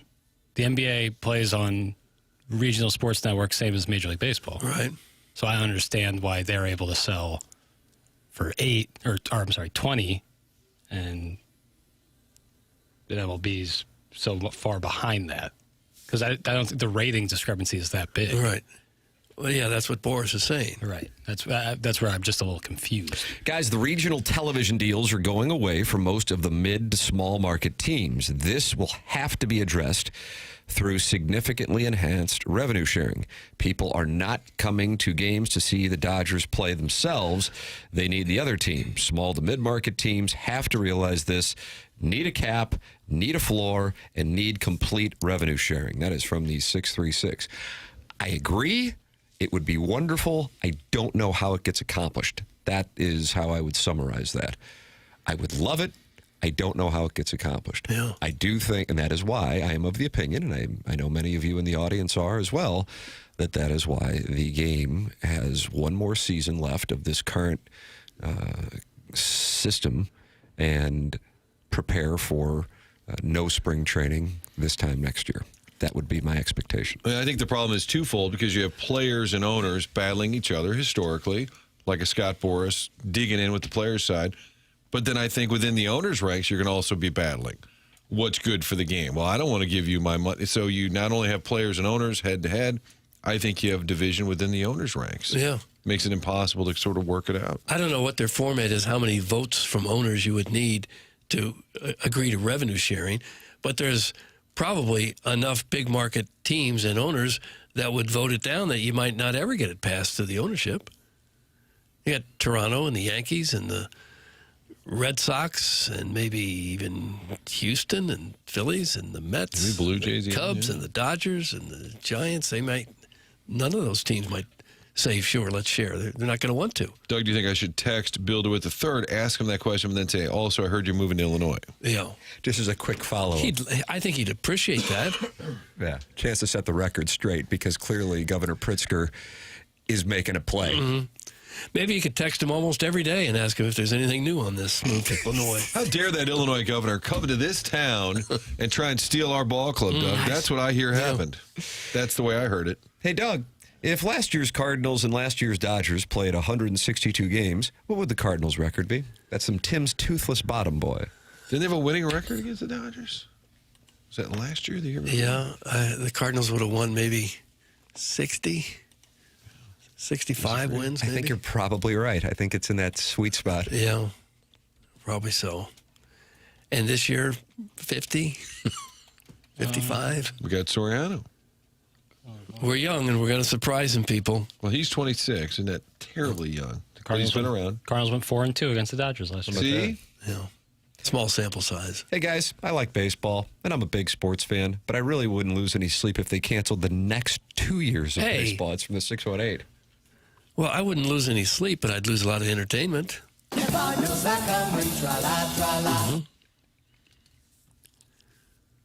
I don't want that to happen. No. I'm kind of resigned to the fact I think it's going to happen next year. You think there won't be any baseball in 2027? I think there's a good chance. Wow. Will we still go to spring training, Doug? Just to kind of yeah, because outside? they won't have decided yet that they'll still be arguing about it. Yeah, so we'll be covering it. Interview Just in case it breaks while we're down there, so we'll be ready. Yeah, we may have to stay there a couple weeks. Doug, if you implement a cap, how do you factor in currently signed deals and contracts? Are there exceptions for certain highly paid contracts you could exclude from the cap? Thanks. That's from the 618. Well, you may have to grandfather in the guys that have already got the contracts. I think Bellinger, there's a story yesterday about Bellinger having like a lockout-proof provision in his contract. Yeah. Well, it's not going to be easy. It's not going to be clean. But for the long-term health of the game, I think it's something they're going to have to do. I don't normally watch the YouTube, but I'm homesick today, so here I am. You guys look cute. Is this weird coming from an actual girl? Tim, how are you pulling off that much facial hair this close to Valentine's Day? Your wife must not be happy. Doug, that's from the Baldwin Beer Bitch. Oh, is that who it's from? Okay. Hello, I'm Prudence. Today's letter is about a kinky mom. Okay, Prudence, stop it. That was a nice drop there, Papus. And do you find you grow more facial hair around Valentine's Day? I just really haven't shaved. That's the core issue. I think it's Big Tuft who says my wife is on the wrong side of history with regard to my beard. I stand with Tuft. that my wife is on the wrong side of history. She is. You two can sort that out next week in South Florida. I'll talk about Tacos that. Tuesday, Martin. Maybe in front of the whole team, you two get into it. Yeah. Tim's wife, Jackson, have a little slap fight right there by the picnic table. That'd be good. Rivers-esque. Yeah, she does not. She does not like the beard. I don't know. Then it's just a bunch of pale Irish flesh. You know? See, yeah, that's the thing. Is like if you're bald, If I had a lovely head of hair. Yeah, if you I had Martin's head of hair. I agree. You know what I mean? I couldn't agree. If you don't have any hair, if you're totally bald up top, I think some facial hair gives the face a little more character. Otherwise, you wind up just looking like an egg. It's just a lot of flesh. Yeah, A lot of flesh. A lot of flesh. Doug, you like a lot of flesh? I cannot picture Doug Vaughn with any. Did you have a mustache back in the day? can't grow facial hair. Nothing grows. Hardly I anything cannot grows. picture that at all. You won't ever see it because nothing ever comes out. Yeah. Just tiny little wisps. Sure. I kind of got the same thing going. So do you shave about once a week, Papers, and just keep I restarting? fully shave. And then you restart that mustache like every 10 days. The mustache, I don't mind. But you said no one's attracted to it. No, not a soul. Not a soul. But I would say I clean shave like with an actual 3-blade razor once a week and then touch it up with an electric razor throughout the week, especially in the neck area where it seems to grow more, which sucks. Neck beards? And that's the incel community? Yeah, guys who spend a lot of time on Reddit. And they all have neck beards. Yeah, they probably own Did you know this? I didn't. 2 to 3 drones. Drones? Or remote control cars or something of that ilk. What was the game that used to play? Slot cars? Doug, what's going on? Guys used to play a lot of slot cars. Yeah, slot cars. You know, like the giant like model race track where you'd have the cars and you'd have that little like Jeopardy buzzer and that would make it go. It has like a little metal pin that gets into the slot. Yeah, right. Stays on track. Right. I think Every kid had that back in my day. And so now guys in their 40s? I think guys who have like refurbished some of those. Refurbished Sibians. Both Sibians and slot car tracks are now having neck beards.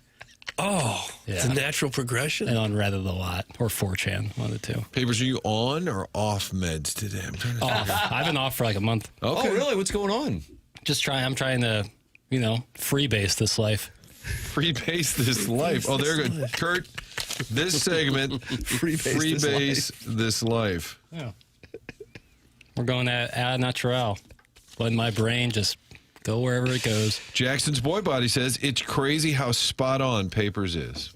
Thank you. Is that right? Yeah. So what is the deal with the Tattoo that on slot me. cars tying into neck beards? It's just tying into Reddit, tying into drones. Doug, I just don't follow, but I'm enamored with the thesis. You're saying these are the toys of the current incel community. I'm just saying, I hate making a blanket statement because it's obviously not going to be true for the resounding majority, but I think if I were to imagine a guy with a neck beard, probably playing slot cars or having some sort of drone collection. What in the hell, really? Yeah, something. Yeah. So they're lonely in the way they fill their days talking on Reddit and then going out and playing with their drones? Trying to be cutting edge a little bit. Yeah, I'm not even saying that they're necessarily lonely. Like they might be in a relationship, loveless or full of love. I don't know. But I think they spend a lot of time doing stuff like the slot cars, the RC cars. Yeah. Eric in the Central West End, not happy with your criticism. Libby Jack knows nothing. Slot cars is an expensive hobby. Yeah, see? You feel like you can say no further questions? I'm just saying, it's like when people are like, dude, slot cars are expensive and cool. It's like, I don't know what the hell's... Okay, I can see that. I can see those curls coming from that neck. So the neck beard has curls? Like a pubis? Yeah, I think, the neck would kind of have... most facial hair kind of starts to curl once it gets long enough, no? I don't know. I've never really had a beard. I don't know.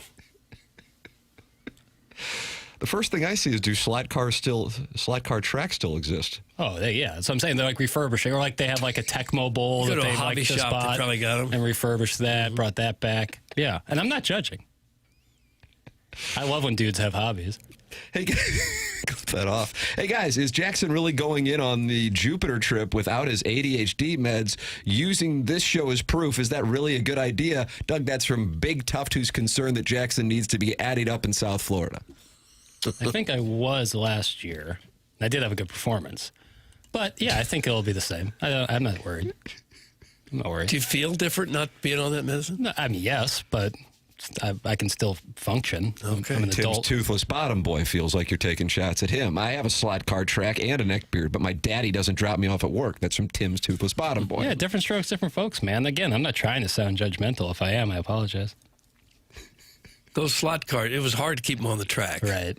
And they were big. You'd want to go too fast, and it would slide off the track. Take up a lot of space, Fall too. off the table, break, and you'd get... Remember when Bobby Bacala got really into the trains, the model trains and Sopranos? It's kind of the same idea. Was the penultimate episode called The Blue Comet? Yeah. Am I right on that? God. There's a gang war going on in North Jersey, and Bobby Bacala's shopping for train sets. Poor guy. Stephen Trippo. Was he a previous guest? Yeah. Steve Trippo? I think that's one where the coordinator got online and said, okay, we need to wrap this up. And I think it was us, or maybe it was Rich Gold. He goes, well, I guess we're done then. Like, I feel like Iggy's interviewed Steve Trippo. so embarrassing. I love the drug-free Jackie. He's entertaining. That's from the Jerkwood from Kirkwood. Take it. Meanwhile, recovering alcoholic says, dose up, piggy. Oh! Dose up. Jackson, your thoughts on Pinewood Derby dads? Thanks. That's from the Southside hash-slinging slasher. I've heard that. I've heard that that's like some hardo dads get really into that. Oh, big time, yeah. Where And they're what do you mean, like hardos? like stiff arming their kids away and like, don't touch it. I'm waiting for the glue to dry. Man, I am learning things in I this don't know. segment. I don't have a kid. I never did a Pinewood Derby. I took one look at the Boy Scouts uniform and I said no thanks. I think most dads do the bulk of the work because it's like you're a third or fourth grader. What do you know about woodworking? My wife actually helped build Is the that right? cars. Yeah, Kim is a Pinewood Derby expert? She is the handy person in the house. And I would just say, yeah, it looks pretty good. You know, how's the axle? But they won, Carson and Kim won Best Design, I think, the first year. That's awesome. Finished last place. But we got Best Design. But mostly it was her winning the Best Design. Yes, but then you see a lot of parents like, and there's always a little chatter in the back of the gym like, this grandpa works at Boeing. And you're like, oh, engineer. There's always one of those. Jackson, I can concur. A lot of neckbeards who love tracks, train tracks, race tracks in their basement, and they love to show them off. That's from the Prince of Glendale. Man, I dialed in. I had never heard this. Yeah. And then they love drones as well? Yeah, it's like big RC cars or drones that you can fly and take video, which is cool. I think drone footage is awesome. You know, who is our guy that did the drone footage when we were playing golf? Ty, yes. Dogtown Ty. Dogtown Ty. It was really cool. The video is really cool. I see him at the Olympics on the luge. They got a drone following the guy on the sled going it's down. sweet. Yeah. So, again, I'm not trying to be judgmental. You're just asking me what do I think of a neckbeard kind of guy. That's what I think of. You think in the future there's going to be so many drones up there that every now and then they're going to start falling from the sky, landing on our heads and cars and I wouldn't rule it out. That's how they were going to deliver the Amazon packages. Remember that? That was a big discussion. Yeah, I think they did for a little bit. And then that, what was it, Michael Jordan's golf course, they had drones delivering drinks. Isn't that the case? Well, that makes correct. Yeah. And the caddies are on scooters. Yeah. Have you ever ridden one of those scooters, the golf cart scooters? Pretty awesome. Are they? Yeah. Where have you ridden those? The course I worked down in Fort Myers when I went to school down there, the sister course had the golf boards. So they're like the sister course. Remember Bird the scooters? sisters from Shawshank? Yeah, the sisters were there, and I played in a foursome with them, and it's one I'll never forget. But I was on the scooters. It looked like a bird scooter, and you put your bag up front. Pretty cool. Easy to drive them? It doesn't require any balance easy, or anything? Yeah. It was really funny seeing like the 4 guys in their mid-80s just flying down the fairway in these scooters, knowing if they were to fall off, probably every bone south of the waist would break. Jackie Papers is straight edge, and I am here for it. That's from Katie Woo's Burner. Straight edge. Nothing but caffeine and piss and vinegar. Oh, at some point, I think golf carts will be hovercrafts so that they don't damage the course, and you can always use them, go anywhere if the course is wet. Yeah, like Back to the Future. Yeah, I've seen videos of. They have them now. Hoverboards? Hovercrafts. Like the Jetsons? I'm sure they're so insanely expensive that it wouldn't work. Like they actually levitate above the ground? Yeah, yeah. I've seen them go over water and everything. Oh, yeah, I've seen like the jetpack thing where water shoots out the back. Yeah, Kenny Powers that's was. Yeah. Sweet. I think they have them. It's just so expensive that it wouldn't be doable right now, but the time is coming. Doug, the golf carts at Grove fly. They almost killed the caddy, so they stopped delivering by drones on the course. That's from Chairman Steve. Yeah. It does seem like if the drones are unregulated, that there's going to be some accidents coming. Yeah, I think so. Foursome with some sisters. Attaboy papers. That's from the 314. Well, we were talking about the sisters from Shawshank. So if you're attaboying me thinking it's one way and it's the opposite. Well, I mean, that would be kink shaming. And I refuse to do so. I do. I kink shame. Tough. I'm into baseball cards, so I don't have much room to talk, but there is something very off about grown men playing with model trains, and I also assume there isn't a ton of experience with girls that comes with that territory. Thanks. That's Carlos Spicy Wiener. No, I think in a weird way, it's when they get into a long-term relationship, that's when they can really let those wings spread. And that's when they start building model train tracks? Right. Like, I think they're really embarrassed by their, and I don't think they should be, but embarrassed by maybe their hobbies. And then once they really lock down the woman, that's when they get really into it and open it up. So maybe it's early. My dad was into model trains, but he was also in his 60s and married for 20, 30 years. Yeah, and again, it's a blanket It kind of was an statement. homage to his childhood. He Sure. got back into it. I enjoyed it. Yeah, I think I don't have any problem with it. But yet you said incels enjoy it. Well, I think some Is there people an age where you allow it? The incels are more on Reddit. That's what, like, the people. That's chronically online. That's where more the incel community has. Doug, the incel community is chronically online. Neckbeards are like the umbrella term here. Some neckbeards are incels. Some like to play with slot cars, model trains. Is there a segment of the female population attracted to the neckbeard community? That I can't speak to. Probably. Okay. Yeah. I don't think, maybe they didn't have the neckbeard when they were with the woman. And again, once they lock down their relationship, they let their wings spread. Tim, did you see Choke Artist 1.6 says y'all need Jesus? Yeah. So that would clean up this whole show. It would fix everything. I was looking up hovercraft and golf. Apparently, Bubba Watson has one.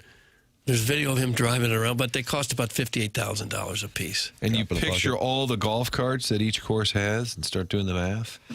Sharon and Clayton is not happy with Jackson's line of thinking on this. Here we go. If you don't bro like me, you don't get laid comments. Get a life. Oh. So Sharon and Clayton, who I guess enjoys... I don't know how you could take anything I've said as anything in that cadence. No, I'm not. I've said on record, I don't hate on anyone's hustle.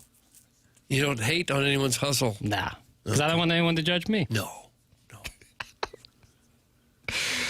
Doug JR is going to be in studio, and he's going to be taking two-part questions on the Air Comfort Service text line at 314-399-9646. That is how you can text in. Then you've got this YouTube channel, and it's brought to you by Michelob Ultra in the YouTube chat, youtube.com/TMASTL. And, of course, emailing in for our Design, Air, Heating, and Cooling email today, the morning after, at InsideSTL.com. And we welcome you to support the presenting sponsor of this presentation, and that is Brown and Crouppen, online at getbc.com. It's Brown and Crouppen, getbc.com, or by calling 314-222-2222. That's 314-222-2222. Brown & Crouppen is local, founded in 1979 and serving St. Louis for over 45 years. Andy Crouppen in studio yesterday. And Brown & Crouppen comes into studio on Tuesdays because they are local. And don't you want a local law firm, one that knows how to handle the big national insurance companies and the local courts? Brown & Crouppen, a part of the St. Louis community. If you think you may need Brown & Crouppen services, call 314-222-2222 or go to getbc.com. Make sure you let them know you heard about them on TMA. The choice of a lawyer is an important decision. It should not be based solely on advertising. The program is called TMA, and it's presented to you by Brown & Crouppen on 101 ESPN from the Stiefel Studios.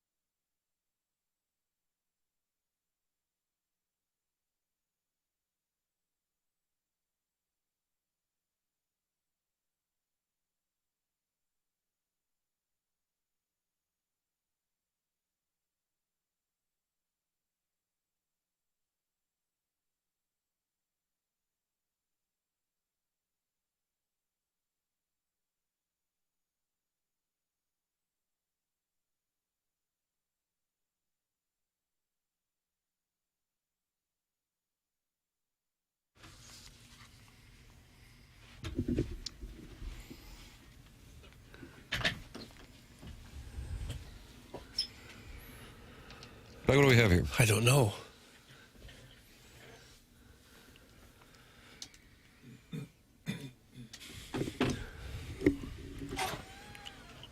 Papers?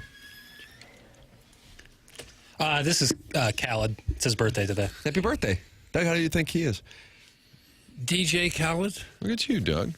Hell, I don't. It's not DJ 50? Khaled. It's not DJ Khaled. Somebody else named Khaled. Yeah. I was with Doug. And he says we the best. I was actually impressed that Doug knew DJ Khaled, and then I found out neither one of us know who this is. DJ Khaled had a run of playing golf a bunch, and he was. Oh, that's over? Yeah, I think that I think he had annoyed golfers. Yes. He was always like, talking about Tiger. And then he hit a really good shot once and looks directly in the camera and just goes, Gatorade. And it was really weird. For heaven's sake. Really weird, but pretty funny. But that's not who this is. No, this is Khaled, who's a different younger artist who actually sings, whereas DJ Khaled is just an A&R record producer. And I'm supposed to know how old this guy is? Well, you venture a guess. I don't know. 32. And he went to Lutheran South, Khaled. No. Rockwood Summit. I think he went to Melville.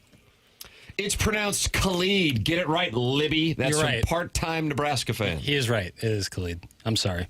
That was nice. It was a great apology. Yeah, well, he's right. I was in between. I couldn't remember if it was Khalid or Khaled. Either Libby, way. your music taste is booty. That's from Dada, Stanley Cup champion Danny Does that Padre. mean good or bad? Bad. No. Which, it's cool. Hi, This JR. sucks. Where's Ween? That's from Dino Bravo. JR is in here, and then there's a lot of tension in this Stiefel studio today, JR. A lot going on. Sorry, guys. I thought you were still in 7A. I didn't know you were in 7B already. Yeah, we're in 7. JR just appeared. I kept turning around. There was nobody in the cuck chair, and all of a sudden he's like sitting there. Like, just miraculously appeared. Jeremy Rutherford. I was in the bathroom. Chairman came into the stall and got me. So, Oh, no. Yeah. You weren't reading anything, were you? Doug really likes to police that, JR. Get yourself regular. I was in there, and someone was in there leaning into one. No. Leaning in. What it sounded like. You ever do that walking into the bathroom and there's Bob from sales. Hey, Bob. And he starts talking to you. Then he goes into the stall and he keeps talking to you. No stall talk. Doug would have a real problem with that. But how do you end? Because they don't know that you're about to head on out. They're like, yeah, I was wondering about that. Who do you think is going to win the Masters? Sorry, what? You think LBJ set the precedent when he started having meetings in the bathroom? So when you leave, you turn the lights out on them, and that'll stop that Doug kind does of that behavior. all the time. That's Doug's kink, is turning the lights out on people in the bathroom. Hey, that's one of the reasons why the Blues are still in St. Louis. What's the story that the general manager was taking a leak, and a gentleman came in and said that they were thinking about buying them, and instead of going to Saskatoon, that's what led to the Blues being purchased. Then by, I think, Ornest. Harry Ornest. And then, two guys taking a leak led to the Blues being here. Really? How about that? Huh. Well, Harry Ornest was in the restroom, and he heard that, and he said, no, I'll stop it. No, I think it was the cat. Emil Francis was in there taking a leak. Yeah. And then Boom Gunnarsson was taking a leak. And then, what, did Berube told him to go get a goal or something? Put me in, coach. I just need one more chance. After he had a shot to give him the lead earlier, and then he won it in overtime. Yep. Huh. How about that? I think that urinal went for sale, too, didn't it? No, I don't know. Jeremy Rutherford is taking your questions, all while providing knowledge on how the Blues remained in St. Louis. 314-399-9646. That's how you can text in to our Air Comfort Service text inbox. You can also talk it over in the Michelob Ultra YouTube chat. 266 friends are in the TMA STL YouTube channel right now, including Don PP, Bill Reloaded, Professor Roy Hinckley, and Longshanks. And you can ask questions in there as well. JR, how are you finding yourself enjoying a little time off right now? I'm doing fine. This is great, although still listening to my TMA on the way out here. So I got the three things that will never appear on any other radio show collectively in an hour-long span, and that is Indian promiscuity. Yep. That is stolen sod. And, of course, you can't do this list without including neckbeards. Oh, yeah. Jackson really went after him. And there are, I'll tell you what, I don't know if you looked at the Air Comfort Service text in, but you really rattled some cages. Oh, did I? With your... I tried being, I was up front that I wasn't trying to be judgmental, or I'm making a blanket statement, which is already unfair. So I thought I put all the precursors in there, but I was wrong. Yeah, they are very unhappy with you. And it's Again, I'm enjoying the show. Well, thank you, Base Burglar. About drones and Oh, the RC cars and slot cars? Yeah. Again, I wasn't trying to cast aspersions or be judgmental. So if I came across that way, I apologize. Oh, my gosh. Look at this. Truly, I don't want to be mean to anybody. No. You can text in, and I don't know what's going on with Harrison's brother, Master, but how about this? Greetings, JR. I just wanted you to know that I love you, and you do a great job. Now, what percentage would you put on all three? Thomas, Kyrou, and Buchnevich are all on the team to start next season. Also, yesterday on the Fast Lane, Jamie Rivers said that the Blues should build around Jordan Kyrou. Do you agree with this? That's Harrison's brother, Master. A compliment, and then two-part question that was strictly about the Blues. Well, Doug. first of all, I listen to this show a lot, as I said, and it seems like some alliances that have been formed recently then have gone sideways. Yeah. Harrison's brother, Master, Sharon and Clayton, self-made stay-at-home Ledoux mom, but then they broke off. Self-made stay-at-home Ledoux mom is now a lone wolf. So if I build an alliance with Harrison here, is this going to last? Or Oh, then you're in with Sharon and Clayton. You go down to Sanibel. Okay. Well, that's where you could be right now. I could use a Sanibel trip. Yeah. What do you think about his two queries? Well, are they going to trade all three of those guys? That's the question. That they're on the start. That they're not on the team at the start of the season. All three. Yeah, that's not going to happen. There's going to be at least two of them. You know, at least one of them, probably two of them. But I do think that there's a chance of one of them that would get traded. I still am not buying into the Thomas trade, even though there's been a lot of talk about it. I just think that it would be difficult to pull off. It would be difficult to get, the return value from contenders. For sure, it'd be tough to do before the trade deadline, much less in the offseason. And I did not hear Riv yesterday, although I do listen to the Fast Lane a lot. Go the Fat Lane? Yeah, wow. Hey, listen, last guy throwing stones here. Yikes. The Fast Lane. That'd be a great show, the Fat Lane. Coming up next, top 5 buffets in town. You're listening to the Fat Lane. See, I could do that show. But to build around Kyrou, I couldn't see that. So Harrison, this is part of our alliance, our moving forward, that I would not build around Jordan Kyrou if that's what the blueprint was. Who would you build around that's on the roster now? Well, if it were me, I think that I do like the younger players that they have coming up. Now, could it take 2 or 3 or 4 years before you're talking about contending with Snuggerud and Dvorsky and even Neighbors in that group? I really do like that group of players. Thomas, if he could have a winger that can finish, I think that he could still be a 100-point guy, so I wouldn't necessarily not build around him. Could that winger be Snuggerud? It could, yeah, and that's what I think could take a couple years. But I think a couple other players in that core, it would be tough to try to continue to build around them. Next on the Fat Lane. Wow, unbelievable. Come on down, JR. The water is warming up, and Sharon just sent in a picture. Doug, what kind of dog is that? It's one of those tiny white dogs. Jackson, I know you love dogs. What dog I think it's a pooch. And it's on the beach in Sanibel. She says, come on down, JR. The water is warming up.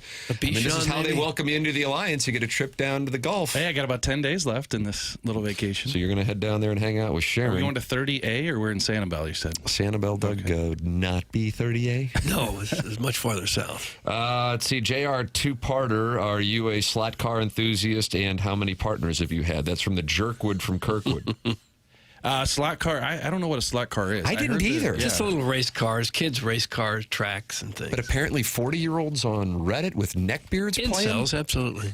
But now the remote car is a thing. Have you ever seen that over in right by the Family Golf? They have it's been a mud track, and people I have. And they have these remote, and they get crowds of people. They have races on the weekend. And everybody's car is just covered in dirt. I'm with Jackson on the Pinewood Derby and the whole Boy Scout thing. As soon as I saw the uni, I'm like, no, can't do that. Yeah, I'm out. You guys are such fashion plates. Yeah, big time. You wouldn't wear the blue Cub Scout shirt? I couldn't do it. It was like a brown. It was like a... That's when you got older. Blue for the kids, that's what brown the kids for the leaders. That's what the kids were wearing, and I said, no dice. Yeah, they want you to tie great a knot. for the I can't kids. tie my shoes. Nobody sticks with it. I'm not saying that it's bad. I'm just, I was told, like, you can't do basketball. You could have used some scouting in your life, son. Probably got me, all the kids who did, like, the Eagle Scouts got into great colleges and are probably doing much better you than went to Mizzou? Is that what you're implying? Wow, God, the other ones went to great colleges. And you ended up at Mizzou. I'm sorry. Or if they went to Mizzou, they probably got some money for it. Okay. Yeah. If Binner gets traded, who becomes the backup? And is there a KFC buffet south on 55? That's from Jerry Aldini, program director, Camp Mohawk. Hey, we never got into my partners. Oh, yes, sure. Where's yours? Well, just when I introduce my clip that off. When I introduce myself, I say, Ron Jeremy. Nice to meet you. Wow, Doug's a hedgehog. Really? Wow, so hundreds. You've had hundreds. Hey, just got a text from Mike McKenna. Yeah, he texted me too. I'm looking at this right now, and he is not happy with Jackson on the slot car He is thing. not, no. Yeah, Mike McKenna would not fall into the incel category. No, I said that it wasn't always going to be the case. It's a blanket statement. It's unfair. I said that before I said anything. Do people only listen to half of what I say? I'm telling you, this Air Comfort Service text inbox might be waiting for you outside. He played in the NHL. I think he's listened to a lot of coaches. He's taken a lot of observations. He knows a lot of stuff. And he's got a picture of the track here and everything. Oh, he's got his own, does he? It appears so. Yeah, Okay. he's a slot car guy. Looks like there's different versions. You go to Walmart, get one for $30, papers. Maybe bring it down. We got all that playroom in the back of the house Yeah, in right. Palm Beach Gardens. Right. But then some of these sets appear to be more like $300-$400. You can get a little pricey. Yeah. We'll take your slot car. I'm thinking like guys who are really into like airsoft and paintball, that kind of thing. It's also in the category I'm thinking of. Well, that seems to be more early 20s, maybe. You get an airsoft gun. Yeah, let me see it. St. Louis Dirt Burners RC Raceway. That's the name of the track over there by Family. Oh, is that right? It's Okay. the St. Louis Dirt Burners Raceway. Now, an airsoft gun, is that what Iggy used to use to shoot gross I mutter? think that was a BB gun, which are a little more painful. Shot the guy on the neck, I understand. J.R. Sundquist, a perfect fourth-line center. Will he be traded? That's from Medic 2007. Yeah, I think there's a chance, and you guys saw I'm sure I know Doug was excited, might go get out and get a Jack Finley jersey. The Blues claiming Jack Finley off of waivers the other day. For Jack Finley, number 42? I don't know what number he was, Tim. I don't know. I think that's close. I was going to say 41. You say 42? I'm throwing 42 out there. Jackson, I know you know. I'm saying Who's this? The new guy's wearing 42? No, I don't know the new Jeff guy, but his Finley back dad, in the Jeff day. Finley. I thought he was like a... Give me 41 to give me 42. All right, Jeff Finley. I'd say no. For what team? You talking about the Blues? St. Louis. Oh, no. We have a reporter here. We have a First you upset the incels. Now you upset the Blues fans. All right, I'm going to start. guys You know what, Tim? Hold way down. the hell off. I'm going to inject your meds into you because we have a reporter here who covers what team? Anybody? Blues. The St. Louis Blues. Okay, when I looked so we talk about a player, and he said, for what team? Hey, well, I looked it up, and his first team was the Philadelphia Flyers. So I wasn't sure. He wore 37. You guys were way off. Yeah. Boy, turn that around on us. Him and Jeff Suppan. Jeff Finley wore 37. JR, I feel like that's incorrect. Yeah, no, same. Yeah, so they bring in his son, y'all. who is going to wear what? What's Jack Finley going to wear? Doug? I don't know what number he's going to wear. Maybe 37 to honor his dad. Oh, that could be. Yeah. So Why'd you skip the Bennington question, JR? Oh, we got to go back to Bennington. Let's do this one first. Some magic beans. Boy, We they got, are not happy with everyone. Everyone. Well, if Finley comes in, I think the Blues are kind of setting up for some changes, maybe in that bottom six, including the possibility of moving a Sundquist if there's interest in him out there. So that ties in the answer to Sundquist. And the Bennington question is: he moved? Who's the backup? Yeah, I think it's got to be Padre. I think that Daddy Padre? Padre Doug. still has the equipment. And that's how cheap the organization is. Whoever's got the equipment is the backup goalie. He'd move from 3 to 2 on the depth chart, I think, if they did move. Gosh, I didn't know they were in such Did you rough see, shape. JR, some of the comments out of Italy, Team Canada being, and a lot of it was about how Bennington's not really worthy of being the starter, and John Cooper kind of believes him. It's funny because he's getting it now from the Canadian national media that, is Bennington any good? And he said, here we go. Like, he basically said, like, hey, I love it when I have critics, and I'm paraphrasing. Yeah, no. But the narrative is all about, is this guy really even worthy of being the starter, which I feel like was the same narrative going into the Four Nations. Yeah, it was. And Marty, I was out there a week or so ago out at practice and talked to Jordan Bennington for a couple minutes and said, hey, I'd like to have a little interview with you before the Olympics and just kind of talk about that. And he said, you know what, I really appreciate, a chance to say something, but I'd prefer not to because I kind of eat this stuff up. And give me all the criticism you want to give me. I'm sure there'll be a lot out there, and that's what I feed off. And I think that's been his history, right? I mean, you're not going to make the NHL. Marty Brodeur telling you, hey, you're going down. Why am I going down? Because you're going down. And then he wins a Stanley Cup. So I think that Jordan Bennington throughout his career, when things were great, he won the Cup, got the big contract. That's when he started to slow down a little bit. So I think we'll see what happens with this. But I think with him receiving all this criticism, that might be what he eats up. Well, JR, do you think if Bennington wins a gold medal at the Olympics, the Blues will try to move him while his stock is super high. And second question, my dad came down walking down the stairs last night wearing nothing but my mom's silk undies while I was on the couch making out with Brad. Do you think it's time for me to find my own place? Doug, that's Grimy from South County. Good question. What do you think, Doug? I'd say yes. There's a lot going on there. It sounds like a long time ago was the time to move out. Like, I don't know about this incident leading to that. But with the Bennington and the the stock high, you know what? That's been a conversation piece. It really has, not just here in St. Louis, but around the league. I just don't see it. Like, let's say he's lights out and he wins a gold.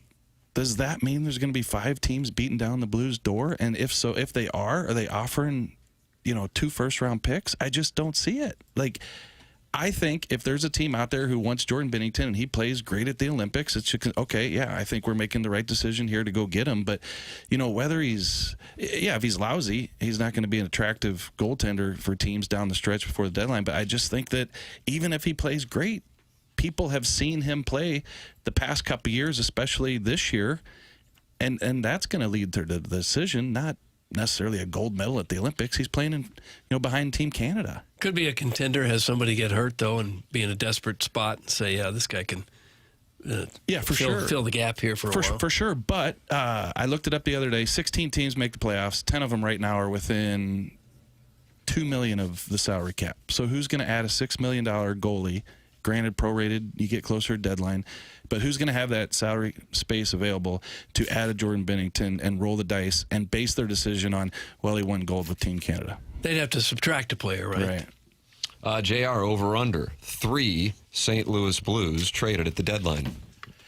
I would say that's a good number. Because you're going to have pieces, like a Sundquist type. There's going to be a lot of pieces moved.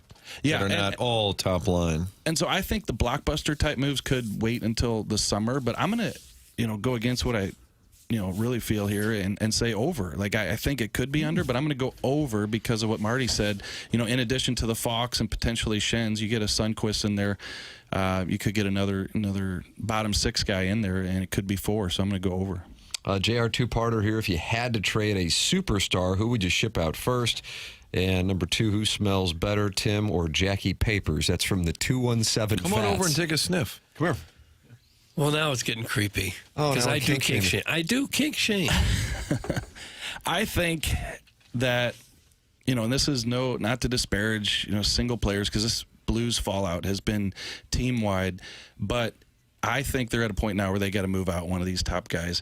And if it were me, I don't think that you can move Buchnevich in his 6-year contract. So I think it should be Jordan Kyrou. It feels like it's happening, doesn't it? Like at this point, they've gotten to a point where something needs to be shaken up. They still, I think, have a longer-term belief in Robert Thomas. Buchnevich, probably not a market for it. Kyrou, with the goals he scored in the last 3 years, you can probably market that a little bit. I just feel like he's the guy. Yeah, it's not like he might be more willing than he would have been in the last couple. He's probably like, sure, let's try something new. I agree with you. So I think it's twofold, and he's got the no-trade clause, and if he wants new scenery, I think that he might want it as well. But, going back to what you said, it's not like he had 40 goals one year and hasn't done anything any other year. Like, he's got 3 years of 30-plus goals. So I think teams who think that he could use a change of scenery would look at a longer track record of production and think that he could do that with them. And they might move him just to get a little tougher, a little grittier, and more of a two-way player. Change it up a little bit. He's a goal scorer, but, do you envision a Blues team in 3-4 years being a competitive contender with Jordan Kyrou on your top line or second line? And not to say that he needs to be physical and be that type of scrappy player, but if you're not a playoff-type player, you've got to be scoring the goals. And can he be that? I don't know. And who smells better? Yeah, what do you think? Be honest. What are the options there? Tim or Jackson? Come here, take a sniff. Come here. I get Tim as a Drakkar guy. I got Jackie Papers. What's the new cologne? There's got to be some High Karate. He's probably still an Axe guy. Yeah. Are you an Axe guy, Jackson? No, but I use that gel deodorant as opposed to like the drier stuff, and I feel like that gives me more protection against my own stench. How's your musk, guy? Feel pretty strong, but like in a good way, Do you? Yeah. pheromones and all. Is Chairman an option? Because I always sit next to him here, and I can catch a whiff of something now. I feel like Chairman might wear cologne in the morning. Every day. Yeah, when I walk in, when you're out on the market, I guess that's kind of what you got to do. I was going to say that. Go ahead, Mark. Yeah, he smells good. When I walk in at about 6:50, I get a good whiff of the Chairman. Yeah, and it's usually cologne. But if you're going to be at the QT parking lot at 3 a.m., you better spray a little. But if you're putting on a shirt, Tim, one time. Tim, do you think there's a connection? Because I've been married 22 years. Can't remember the last time I sprayed some cologne on. Do you think there's a connection between married and you're not? 100%. Absolutely. Or if you're on the market. If you've been married for a long time, you're not out there trying to chase ass. Otherwise, you're going to be dividing by 2, and Doug, dividing by 2 ain't the move. No. Okay, so can we ask the text line if there's married guys out there, let's say 10 plus years, and you're still spraying every morning? It's a great question. Jeremy Rutherford's question for you. He's turning the tables here in this Mark Evergreen Wealth Strategies. If you have been married for 10 years or more, do you still put on some kind of cologne? Now, I would say in my case, when my wife and I were dating, she pointed out that I oversprayed quite a bit. Uh-oh. So I think it's caused me to kind of drop it because I used to maybe abuse the spray. You definitely overdo it. I feel like... Is it embarrassing, though? Sorry. I feel like most younger people don't do it as much as they once did. Is that accurate? Look at that. Jackson Stinkbug, Doug, on the YouTube chat, the Michelob Ultra YouTube. Youngs don't wear cologne. Is that right? Really? I don't smell a lot of people with cologne on anymore. I never wear it. What about Sweet Kai? I mean, I think you get it as a gift once a year, and you kind of use it on special occasions. Yeah. But I know a little goes a long way. You pour a little on the wrist, tap it, put it on your chest. I've done it, but it's not a popular thing that I would say I do. All I know is in the late 90s, early 2000s, those guys at Stages overused the Stages. Yeah. Now, where was that? Is it embarrassing, though, when the hot girls, massaging your scalp and, you have all the dandruff everywhere? Oh, that's for next week with Charlie Marlowe. Yeah. It was, Stages was the hot spot. Rick Idle used to broadcast from there. Oh, sure, absolutely. Yeah. Was that on the east side? That was, I think it was where the racetrack is now. And I was writing for the UMSL paper, The Current, and I did a story on Rick Idle, and I felt like, oh my gosh, I'm buddy-buddy with the DJ. And so the next week I walk into Stages and kind of do my George Jefferson strut in there like I know. And Rick Idle is on the microphone, he's on the air, and he looks at me and he goes, all right, get out here, everybody. And he looks at me and points at me and he goes, Jeff is here. Oh. Okay, I'm not buddies with the DJ. And Rick Idle is Todd Newton? Yeah. He became a big game show host in Vegas or something. He was on TV, network TV for a while, wasn't he? Yeah, he hit it big. So I was Jeff. I've been married for 19 years. I still spice up the aroma for Doug. That's from Doug's prison. I don't smell it. I got a lousy beak. I don't smell much. I hardly ever smell anybody with a bunch of cologne on anymore. Let's see. Buzz says, marriage really takes it out of you. I barely shower now. Barely shower? Marriage takes it out. Chairman Steve says, no. I barely want to wake up each morning. This is a really depressing lot. These gals are so high maintenance. Why would I want another one? That's from Chairman Steve, so it doesn't sound like he is putting it on. See, so Chairman, why do you want this? I don't. Yeah, he's made it clear he is not looking for a wife. I wear cologne, but only when I go on dates with neckbeards who like slot cars. That's from Philip Seymour Doffman. Wouldn't the cologne get caught up in the neck hair? What do you mean? Well, that's usually where you spray it, right aerosol. on the neck. Right. You spray it on the neck, and if you got a bunch of beard hair there, it's going to get really nasty. Yeah, but listen, if you have a neck beard so thick that the cologne would get stuck in it, I think that would be the least of your concerns. Oh. I think the fact that you have a little afro growing out of your bottom of your chin is probably the worst situation. Of course, Gen Z losers don't wear cologne. That's from Eric in Central West End. I could have said I wear cologne, and you'd be like, of course this loser wears cologne. I wear it sometimes. It's very special occasions, a date, dinner, banquets. Dotem. You think women like it or no? Little goes a long way. You don't want to overdo it because then it is all that anyone can smell. Just a little bit, one on the wrist. Make them earn the smell. I don't know. This segment is earn the smell. At this point, I'm Guys, just married yammering. 20 years, and I'm still wearing cologne. It also helps with the swinging game. That's from the Swing Haven board member who sent in a picture of his wife. I think she's wearing a top, but she's dressed up as an angel, Doug. Okay. You got thoughts on that? Yeah, Doug, like just thrown in his direction. I don't see it. Swing Haven board. There's a lot of text coming in. Okay. You're gonna have to do. Oh, some we got a lag, Tim. We got a lag. Yeah, there is a little lag coming in. It's very attractive to smell good, gentlemen. I like to wear a nice crisp scent in the morning and a more complex scent in the evenings. That's from Little Jackie's Rolling Papers. What's more complex about it? It's just a different smell.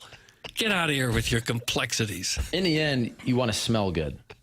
See? Well, that's Chuck's true. all over it. Guys, I've had 8 husbands, and I have actually 8 times my net worth, not divided by 2. None of my husbands wore cologne, just a strap-on. Oh. That's from the self-made stay-at-home Laduma. So she is... That's a guy. Yeah, she is 8x her net worth. Let's see. Jackson only wears cologne when he's about to rub his mom's feet. That's Mahomes' long body. I still spray cologne in case I run into Tim. That's from Lady Sonia's teacup. Good idea. Good idea. You never know who you're going to run into. Did you just say banquets? How many banquets do you go to, boy? That's from the X in Espresso. I can't explain sarcasm to people. I refuse.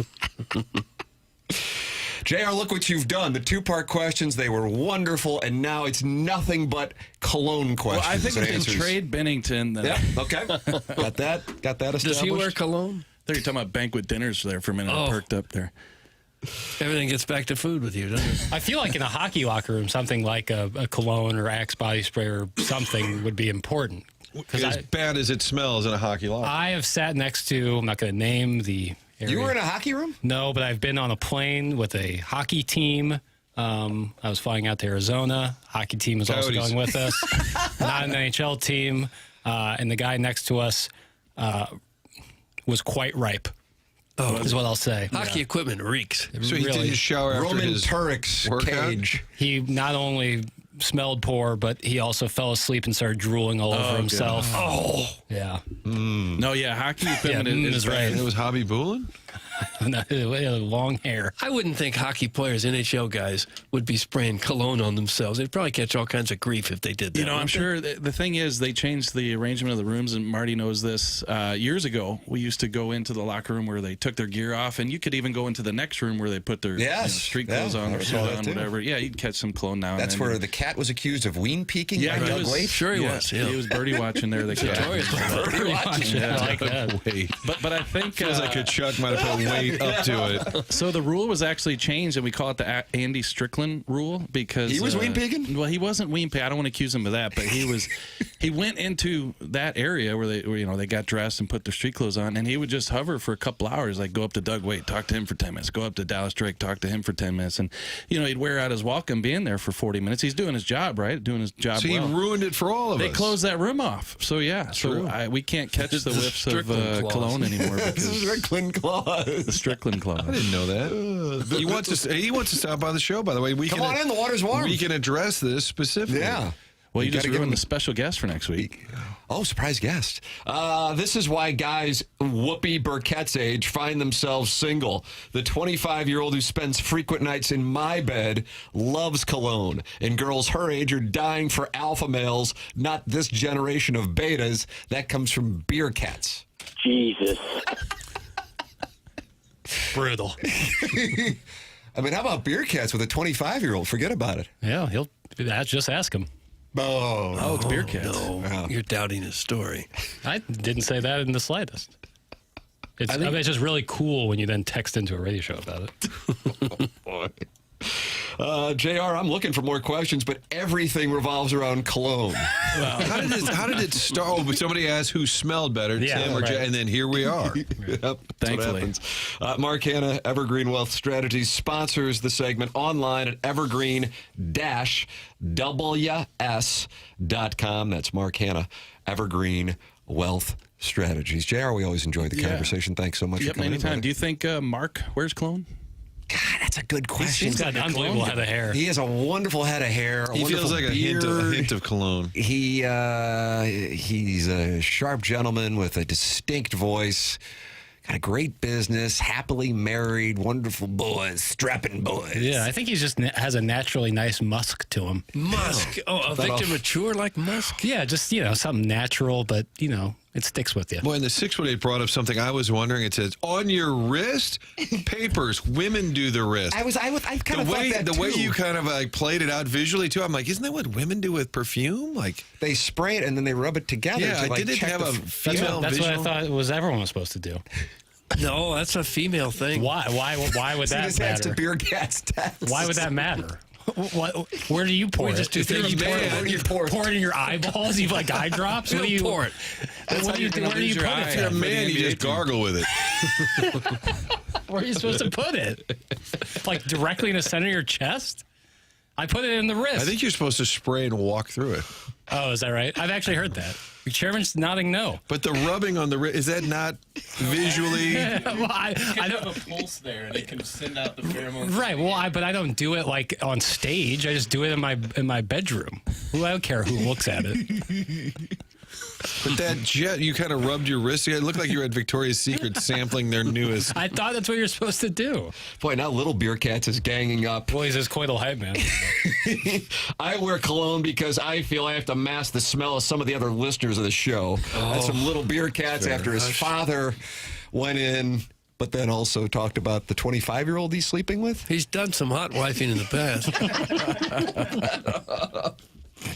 JR, wonderful segment. Mark Hanna getting proper return on investment here, I think. Thank you, JR. Thank you, Mark. All right, thank you, There he is. JR. That's Jeremy Rutherford. And you can hear him throughout the week here on 101 ESPN and every Wednesday on TMA, presented to you by Mark Hanna of Evergreen Wealth Strategies. No matter the generation, no woman wants a mama's boy. Just saying. The wrists are a pulse point. That's why perfume goes there. It'd be fine for a dude. Sharon and Clayton. Nice. Okay. All right. Seems like a victory for me.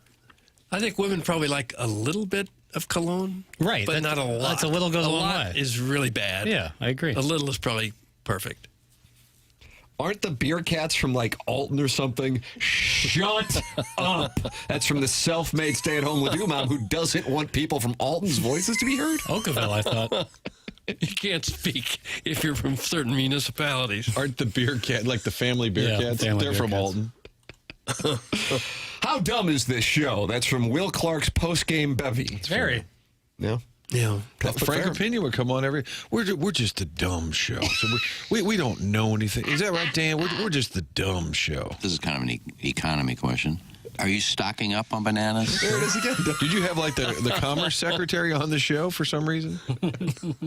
No, he asked that to Tim. It was during the supply crunch there where we couldn't get anything. Oh, is that what it was? I think it was. Yeah. And he was concerned that you weren't getting enough bananas. Well, you did he? probably- Stock up on one of the most perishable items I you was can just have. going to point out. If on YouTube, you can see my banana day. Doug, maybe canned goods would be it's an like item. stocking up on milk. I think Joey Vitale would say this is getting a little too Beat up. Yeah. See, I don't mind this. If you're watching on YouTube, you can see what I'm making. I've seen you eat much more spotted bananas than that. Absolutely. Tim's Spotted Banana. Tim Is Spotted that Banana, taken? who wants that text name. You can talk it over in the Michelob Ultra YouTube chat. A deep voice dude wants to know what kind of cologne Jackson wears. It was like a Nautica. It was a gift. No. Yeah. All cologne seems to be a gift. Yeah, cologne's expensive. It is. You get it for a birthday or Christmas or something. That's You go, exactly great. right. And then it sits there with the bottle mostly full for years. That's I got it like 1 year for the major winter holiday, and you can say Christmas. Yeah, but I got it for Hanukkah. But just avoiding anti-Semitism. You thought that would be hurled at you? It will be. But I got it once, and I've had it for years. Yeah. Nautica. It was like a Nautica. It came in a cool bottle. I guess it lasts forever. I mean, well, once you get to the end, then you just take out the little applicator, where like with the straw at the bottom, and you just pour that all over yourself. Bill. Oh my goodness. Bill. Wait, Tim, it's not a lag. I just noticed though at 8:57, Yeah, what happened? 20 minutes ago, the text said, "My ears are bleeding. Please just talk hockey." We tried. 100, JR was the one who wanted to talk cologne. 100 West Dental, when you look in the mirror and smile, what do you see? Jagged yellow teeth, grinding your teeth from stress, coffee habit caught up to you. It's not just about vanity and looks, it's about looking and feeling your best with a healthy smile. Dr. Brandon Pryor, 100 West Dental's my guy. He's on Manchester in Baldwin and online at 100westdental.com. They do more than your typical dentist. They don't just clean teeth. 100 West Dental rebuilds smiles and confidence. If you have worn teeth, chipped edges, gaps, Dr. Pryor will handle it for you. I have been going in there here over the last few months, and man, does he save the day. Right now, they are offering complimentary consultations. If you are tired of the jagged look, go to 100westdental.com and book an in-person consult online or submit a virtual consultation request right from your phone. It's 100westdental.com. Stop smiling with your mouth closed in photos. Go see Dr. Pryor. You can always podcast the program on the Schaefer Door Company podcast. That's Jason Gosro's business. Schaefer Door. Subscribe to the TMA podcast. Subscribe to the TMA YouTube channel. The program is called TMA, and it is on 101 ESPN and the TMA STL YouTube channel. Got a big event coming up this Friday morning. Help heat up St. Louis during the 26th annual Hardee's Rise and Shine fundraiser. Stop by any participating Hardee's in the bi-state area this Friday morning and grab a sausage biscuit or egg biscuit for just $1. 100% of the proceeds of all funds collected will help heat up St. Louis, supporting people in need in both Missouri and Illinois. That's this Friday morning at any participating Hardee's. Find more information at 101ESPN.com. Send your emails in for the Design, Air, Heating, and Cooling email today, coming up at 9:45 on the polosplus.com dossier. The Morning After at InsideSTL.com. This is TMA, presented by Brown & Crouppen on 101 ESPN from the Stiefel Studios.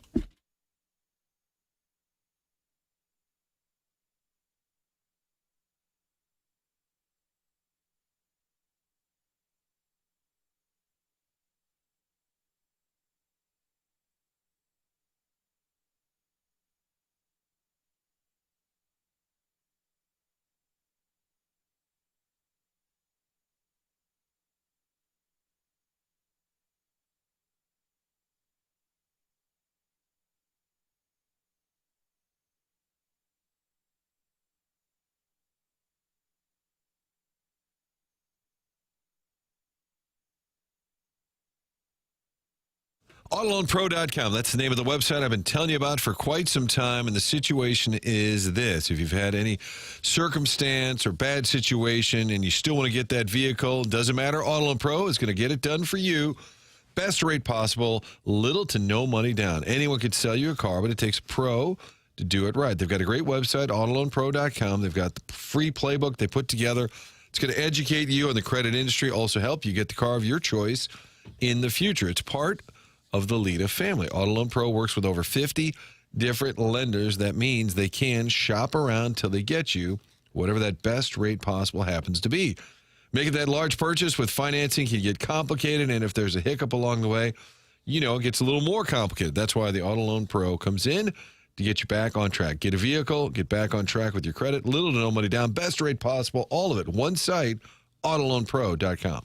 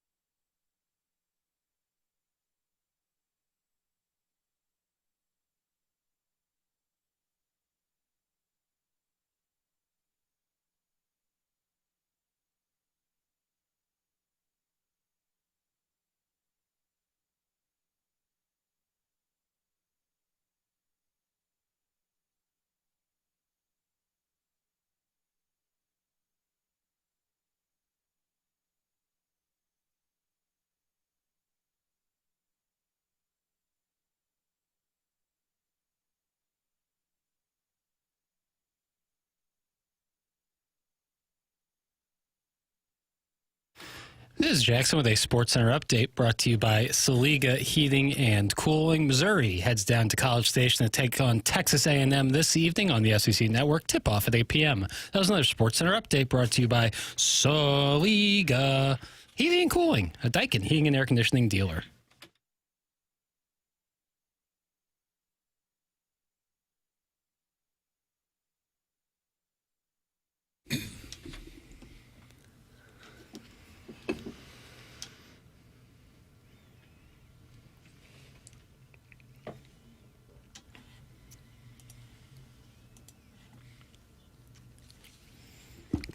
More Ween for you.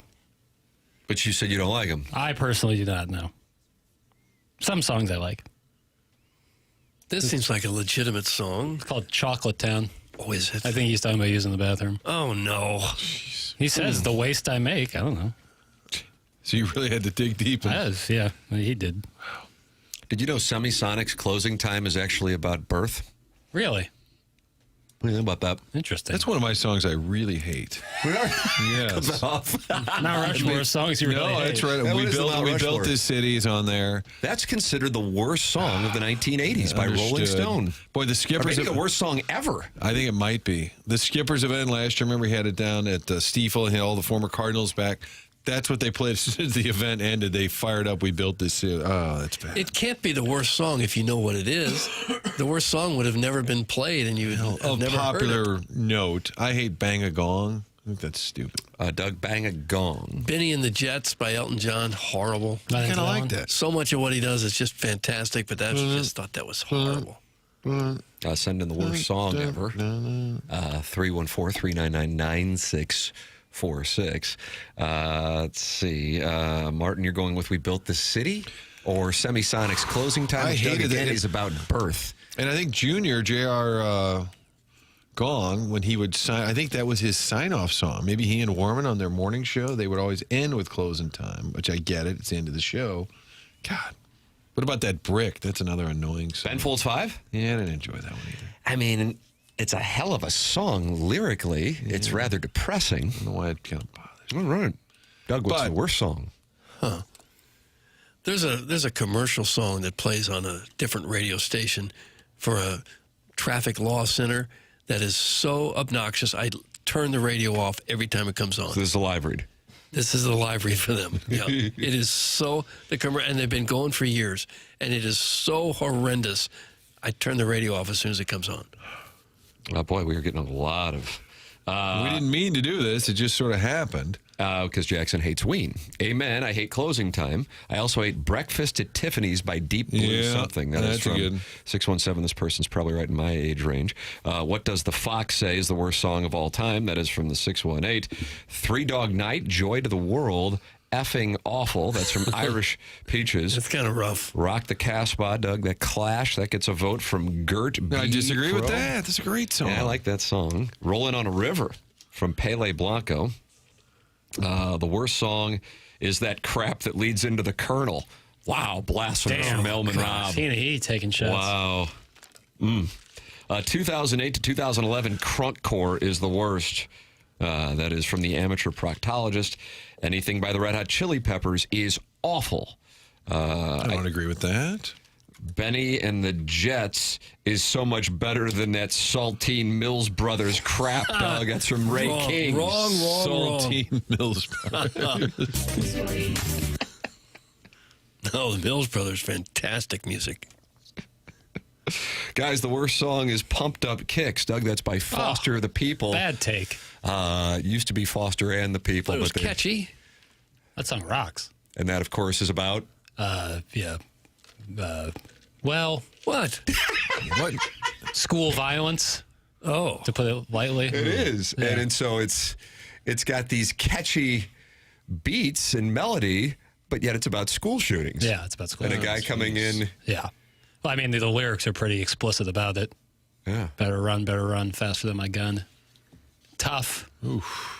Doug, was that the Natalie Merchant song "Candy Everybody Wants" was actually a song damning culture in the mid-1990s, but if you listen to it, it's all poppy and happy. Yeah, I mean, that's you like... got to be cognizant that's of like the lyrics to Born know in the it. USA, same way. Yeah, kind of like Brick by Ben Folds 5, although that does have a depressing tone to it. But the winner is Semisonic's Closing Time for Worst Song. I like that song. We Built the City is a good take. I don't like that song either. Okay. I think that's universally disliked. The Closing Time, I don't just, to me, even the lyrics thing, time to go home, we've all been here a long time, just seems so simple. That AI crap that Jackson shoves down our throats is the worst. That's from Big Tough. No, that's some of the better songs we've ever heard. The theme to Dawson's Creek's the worst. That's from Mr. 63011. He has a fast golf cart out at Meadowbrook. And that, of course, is Paula Cole's I Don't Want to Wait. Oh, I like that song. But you were called Dawson's Creek by Little Judy Suckins. Yes, I've never seen the show, but I do like that song. Sweet Caroline is Spit. That's from the Stay at Home Trailer Park Dad, Doug. I think there's some songs that are good that get overplayed, and that's why people think certain ways about them. Sweet Caroline probably. Tainted Love falls in that category for me. But it have to be a pretty good song for them to get overplayed. That means lots of people love it. Yeah, right. I get what you're saying there. Well, and these are not worst songs in my songs that I dislike the most. Right. Music is so some people subjective. like some things, and some people don't like other things. Right. Mr. Brightside's one of the worst songs, and I said what I said. That's Sharon, and she's over in Sanibel and inviting Harrison's brother Master down for their conference. I also love that song. That's one of the things that made me realize just how old I am. I was at a stadium, I guess Mizzou, and the entire stadium is singing the song. Yeah. And I didn't ever remember having heard the song. 2003, 2004? Everyone was singing. Everyone knew all the lyrics. It's about cuckolding. Is it really? That's the theory, because Eric Roberts is cucking Brandon Flowers. Pretty hard. I mean, in theory. Like it's a hard cuck? Oh, yeah. Well, yeah. He's talking about, like, watching his love interest kiss another man. But, I mean, it's, like, hard to be like, what is he saying here? He's like, damn, And so that's cut. the Missouri theme song?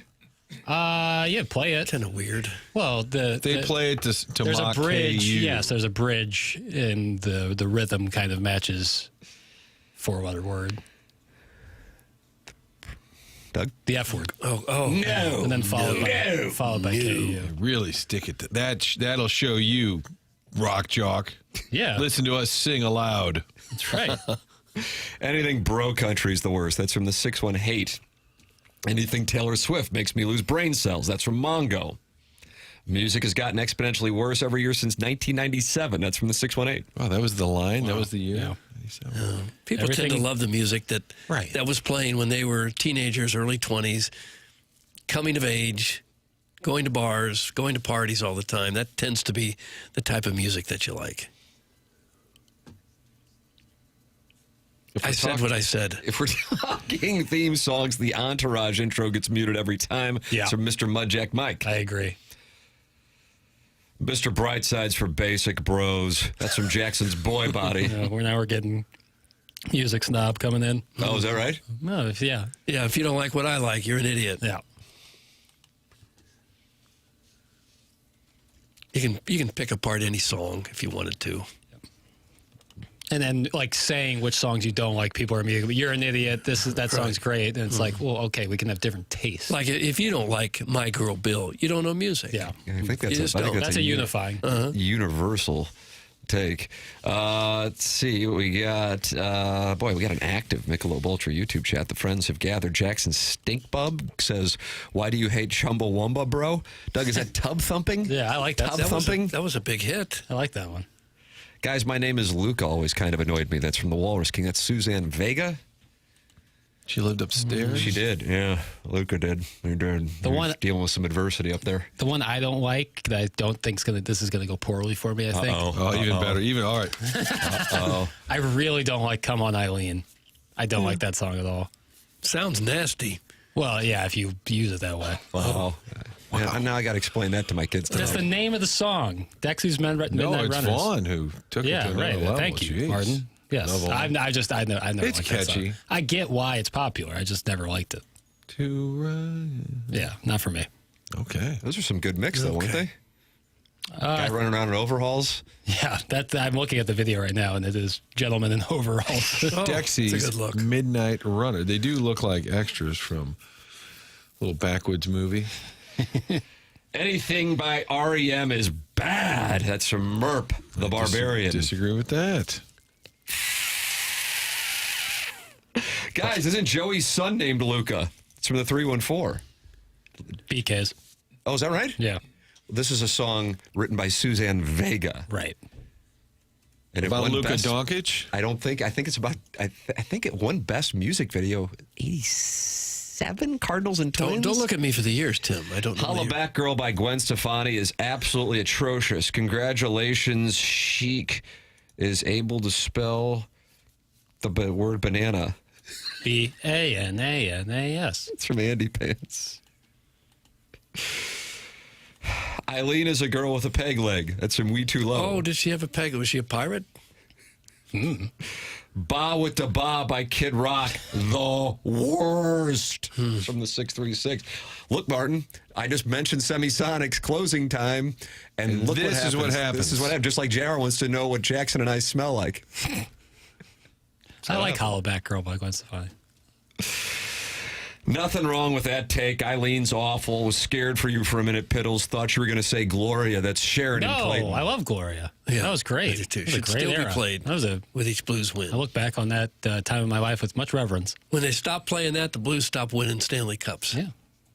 So you think if they started playing it this year, they would go on a run? It's worth a shot. Yeah, might as well. What would break the Rascal Flats curse that producer Joe contends the Cardinals are under? Yeah, Martin, I don't know if you're aware of this, but Rascal Flatts sang the national anthem before Game 4 of the 2013 World Series, and producer Joe let us know the Cardinals will not win another World Series because of the Rascal Flatts curse. He said they wouldn't win that year, and the Cardinals have not hosted a World Series game since that season. And Game 3 was the Will Middlebrooks interference. Yes. They Al won Greg. that game, and then they lost the next 3. Yes. So Joe was right. Producer Joe, to date, 13 years running the Rascal Flatts curse. Marcy's Playground song, Sex and Candy, awful. UPS Tony, we're in lockstep. If I hear that come on, I immediately hit forward. I'm out. Yeah. I don't know why that one does it, but I'm right there with you. All right, email in Design Air Heating and Cooling. Email today is going to be coming up here on the presentation. Healthcare Evolution is sending us to spring training next week. Live broadcast from Jupiter, Florida. Make sure you are subscribed to the YouTube channel so you can watch it. And of course, you'll also be able to hear it here on 101 ESPN. Don't miss TMA Live from spring training every day next week, brought to you by Healthcare Evolution. That is next week, and we welcome you to participate in the program in a wide variety of ways. The program including the Design Air Heating and Cooling email of the day, which is coming up. Design Air online at designairservice.com. Doug, I mean, it's only February 11th, but spring has sprung? Looks like it, yeah. Spring has sprung in St. Louis. Today, I got a high for you in the 50s and sunny. Tomorrow, high in the 50s. Friday, sunny and 58. What the world is happening? Goodness, Jackson, you're still going to be here. Martin and I will have bolted like the wind, but you'll still be here, and you're going to compress the ball? Ground's still really saturated, obviously, with the melting of the snow. So what about next Wednesday when it's 67 degrees and sunny? Well, we'll be down in Florida, but good time to get working, I guess. Absolutely. Design Air, sponsor of the email today and the longest running sponsor on TMA, the Morning After at InsideSTL.com is how you can email in. That's coming up. Martin's a client. Doug's a client. I'm a client. Design Air. Online at designairservice.com. The program is called TMA. It's presented by Brown & Crouppen on 101 ESPN and the TMA STL YouTube channel.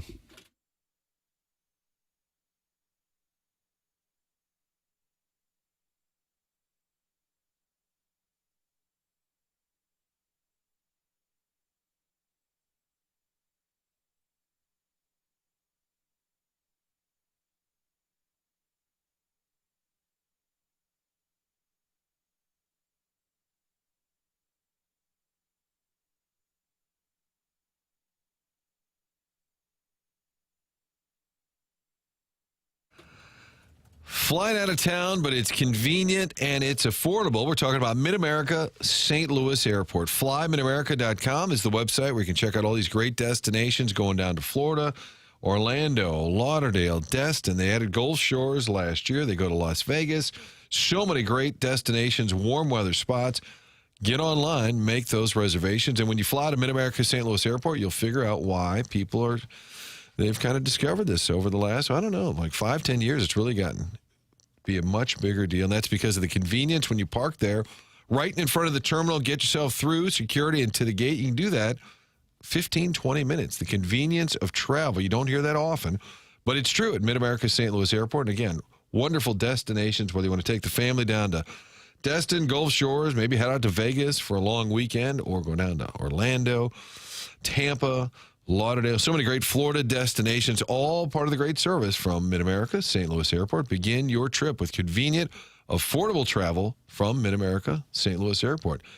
And do your spring break plans include Florida or Vegas? Well, book right now at flymidamerica.com.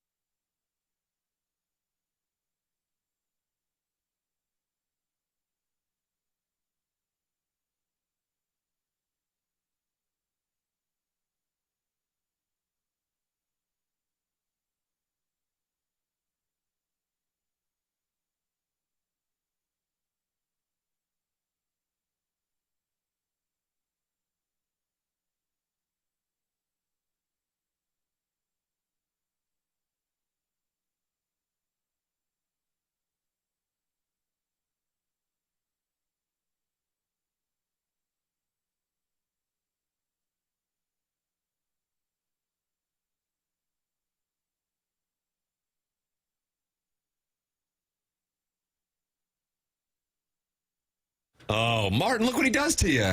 Look at this guy. Jerk. Doug, this is about birth.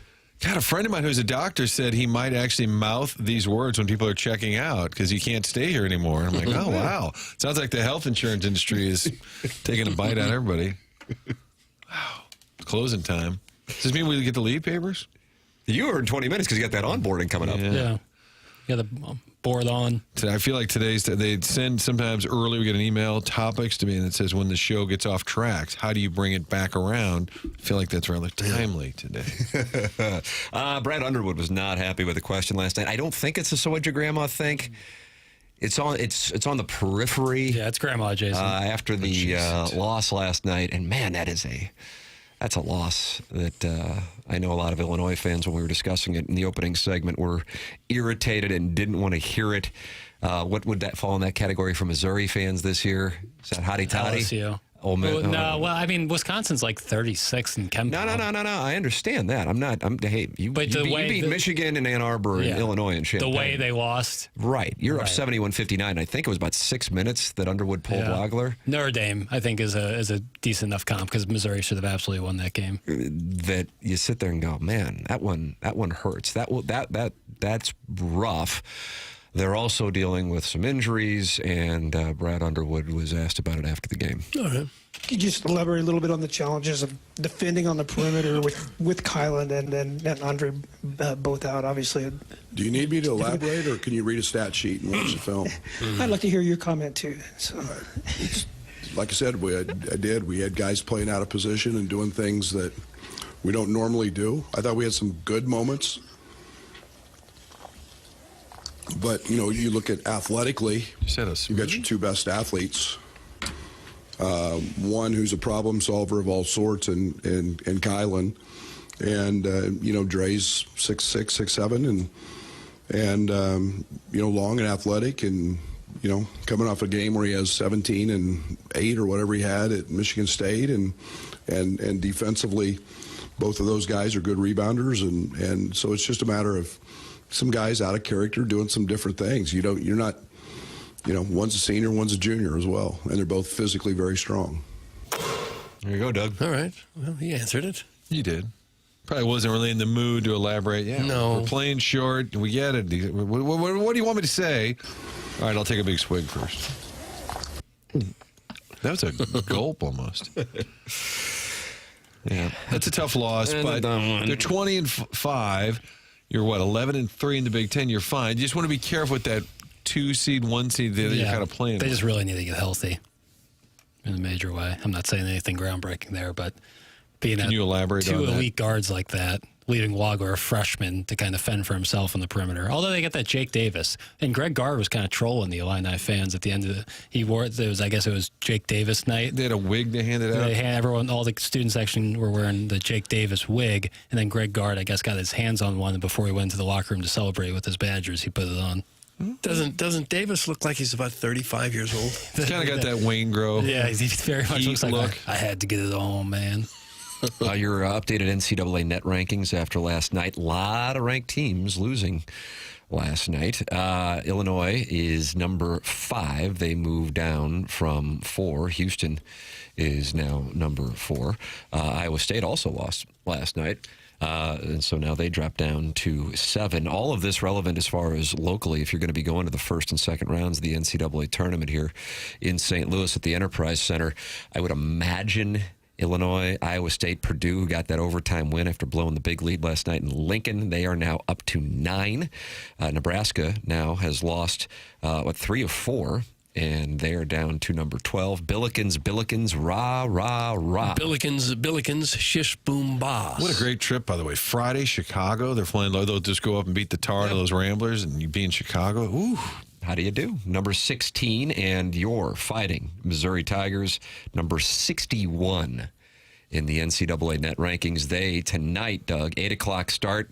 Martin, the game will not be available at 8 o'clock on ESPN or ESPN2. No, certainly not. Probably 8:14. Yeah, they got Alabama Ole Miss beforehand. Well, it always times out perfectly. Bama should beat that ass, but we'll see. A&M is number 42 in the NCAA net rankings. They were 7-1. They just lost, I think, but good losses, right? They lose Florida, Kentucky. They just couldn't shoot on Saturday against Florida kind of whooped their ass. Against the Gators. Jackson, you buying stock in the Gators? They're mounting a Sunday charge. I mean, they have a ton of talent. Their front court is unbelievable. And that kid from Princeton's starting to find it a little bit. So, yeah, I mean, they have championship pedigree. So, yeah, I think that they're a team to watch in the last month and a half of the season. The line on Missouri and A&M tonight. Missouri is getting 6.5. They are plus 260 on the money line. Sounds moved down. It was 7.5 at the beginning of the show.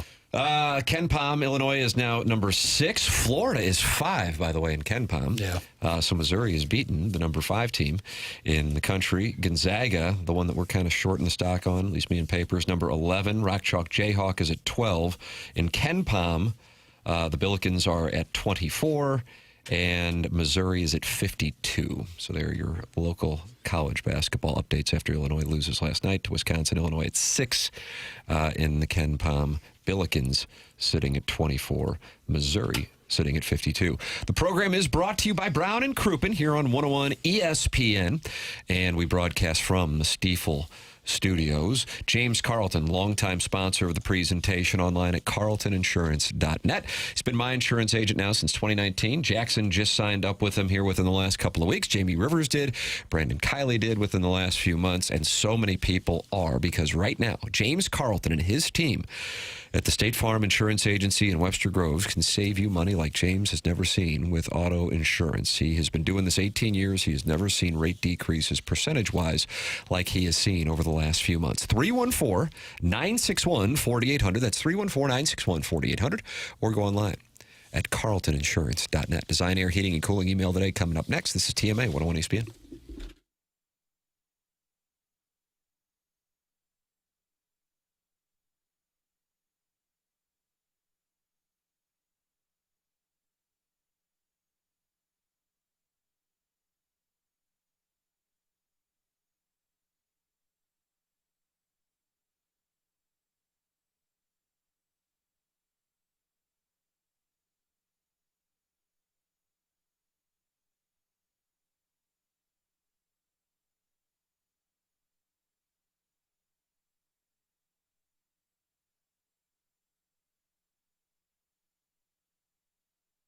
Valentine's Day is just 3 days away, and you might be sitting there going, oh boy, I got to come up with something I got to do so quickly. I got an idea for you. Let's take care of it. Let's knock this out real quickly. Let's go to a website. Let's take care of business. It's decor-jewelry.com. That's decor-jewelry.com. The store is located at Olive and 141. Been there. Have to say, you are so comfortable walking in there. It's a really incredible store. We got a wide variety of different options and a super friendly staff, and they have worked together for years. So if you are looking for a solution to that Valentine's Day question, I would recommend Decor Jewelry. At Decor, you'll find the most magnificent selections of diamond jewelry that St. Louis has ever seen. And if you are thinking about popping the question, Decor has an entire room filled with beautiful engagement rings. Decor will even help you custom design the perfect setting for your fiance and your budget. Visit Decor online at Decor Jewelry, Decor-Jewelry. That's Decor-Jewelry.com, or at Olive and 141. Decor, always unique, always affordable.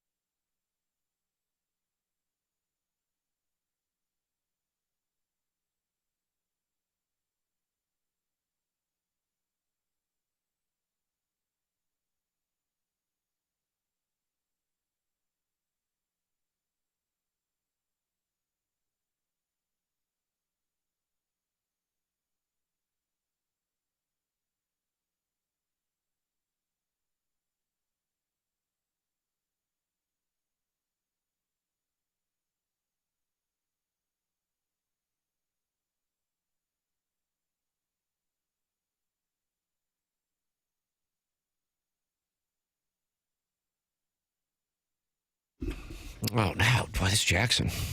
This is the song I didn't like, so I feel like trolling yourself. Now all things are Self-troll. equal. Yeah. It's TMA 101 ESPN. Mark Hanna, Evergreen Wealth Strategies, 9 o'clock hour time for the Design Air Heating and Cooling email of the day. Like, you like that one? No, we got to have real music, not just you humming over there.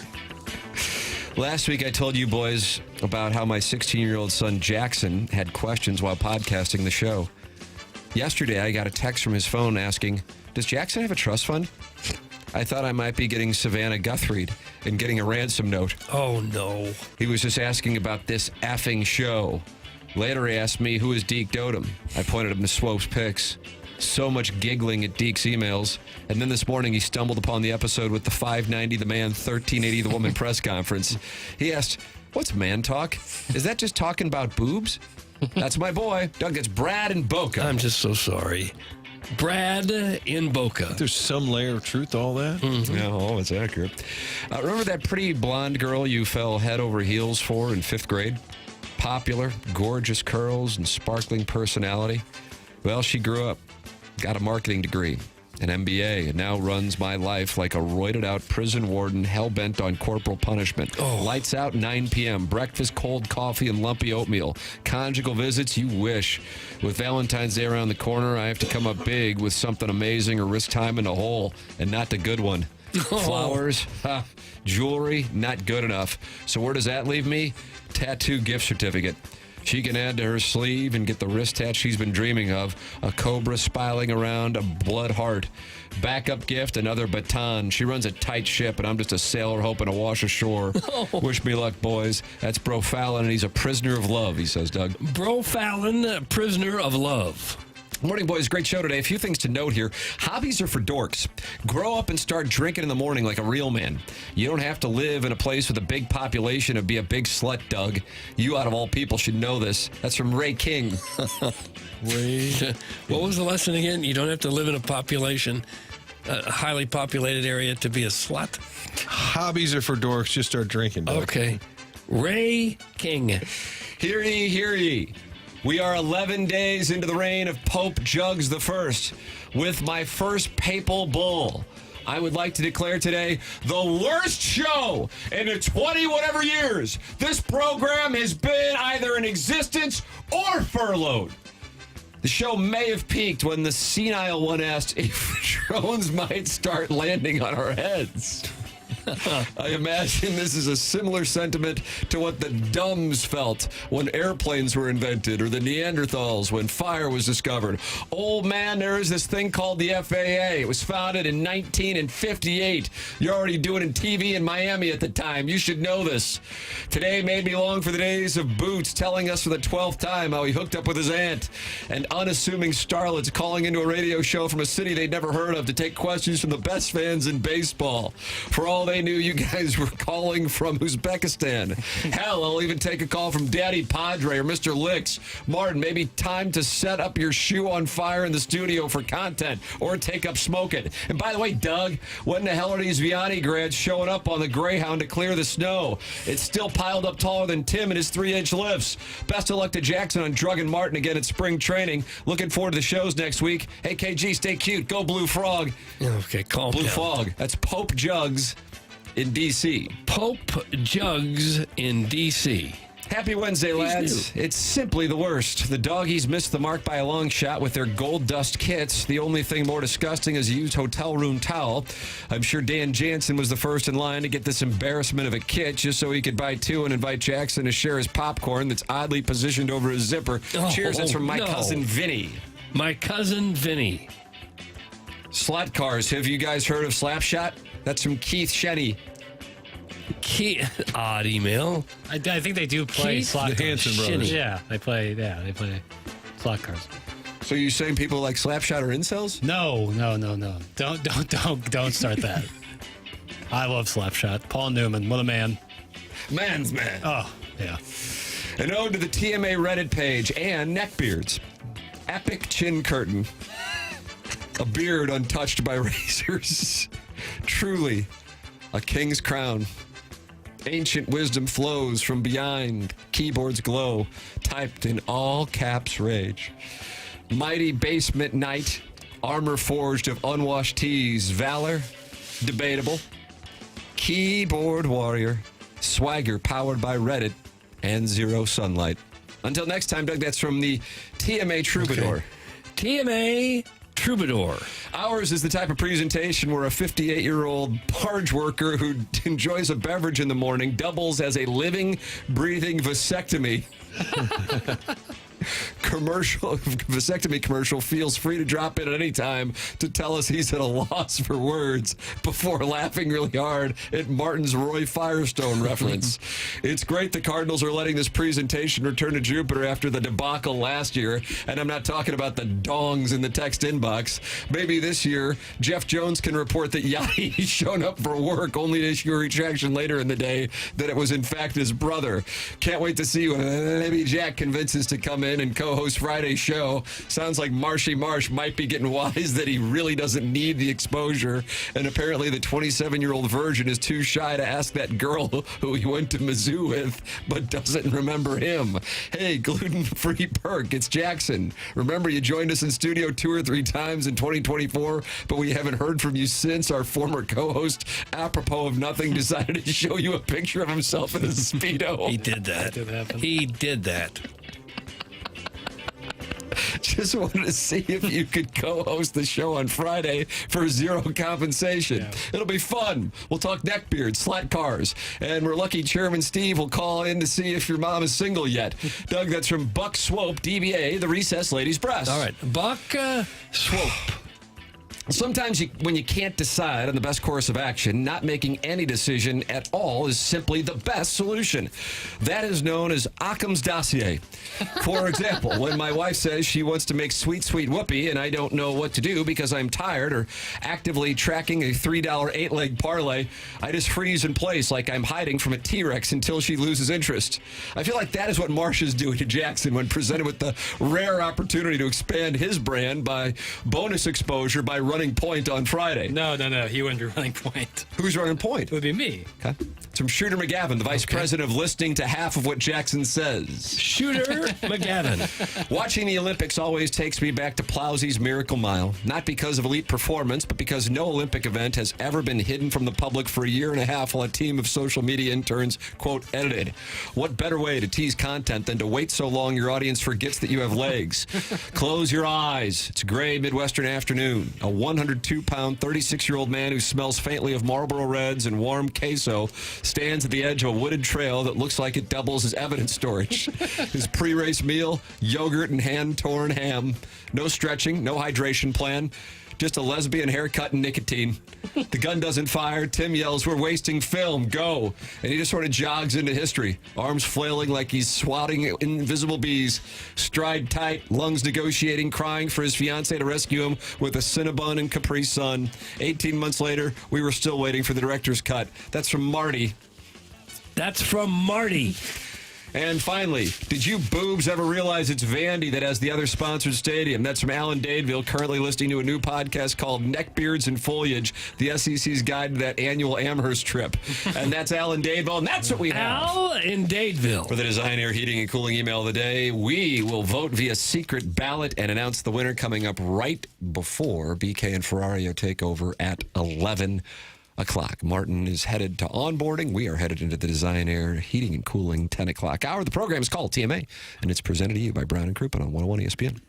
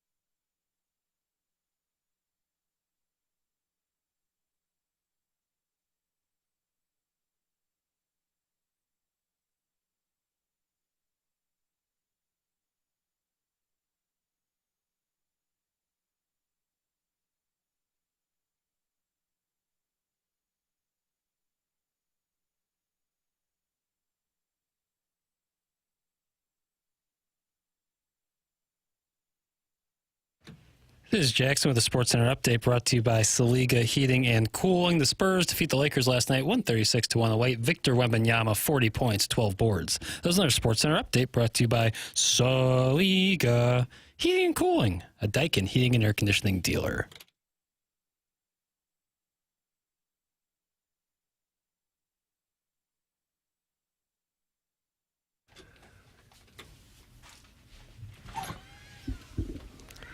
Tell me this isn't the jam. I dare you. Okay, I won't. Thank you.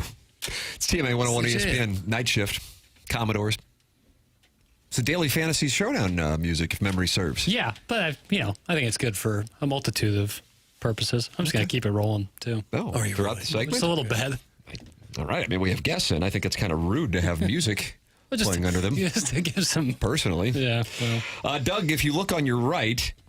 You're going to see Jake Pressler and Blake Randalls of Healthcare Evolution here in studio. The great to have you guys. 7 o'clock hour sponsors and the sponsor of spring training, as TMA is in spring training next week for year 20. And gentlemen, it's wonderful to see you. Now, Jackson, Doug, and myself have all seen you at Healthcare Evolution for a variety of different maladies. Blake here, Doug, is the one who, with his technology, discovered that my slap tear is... How would we characterize my slap tear now, Blake? Completely healed. Doug! Really? Doug! Well, that nobody is heals bad better than news. Tim. Bad news for Rory McIlroy. Yeah, I mean, the technology at Healthcare Evolution provided me that information. Then you went out there, and what did you guys do with Doug?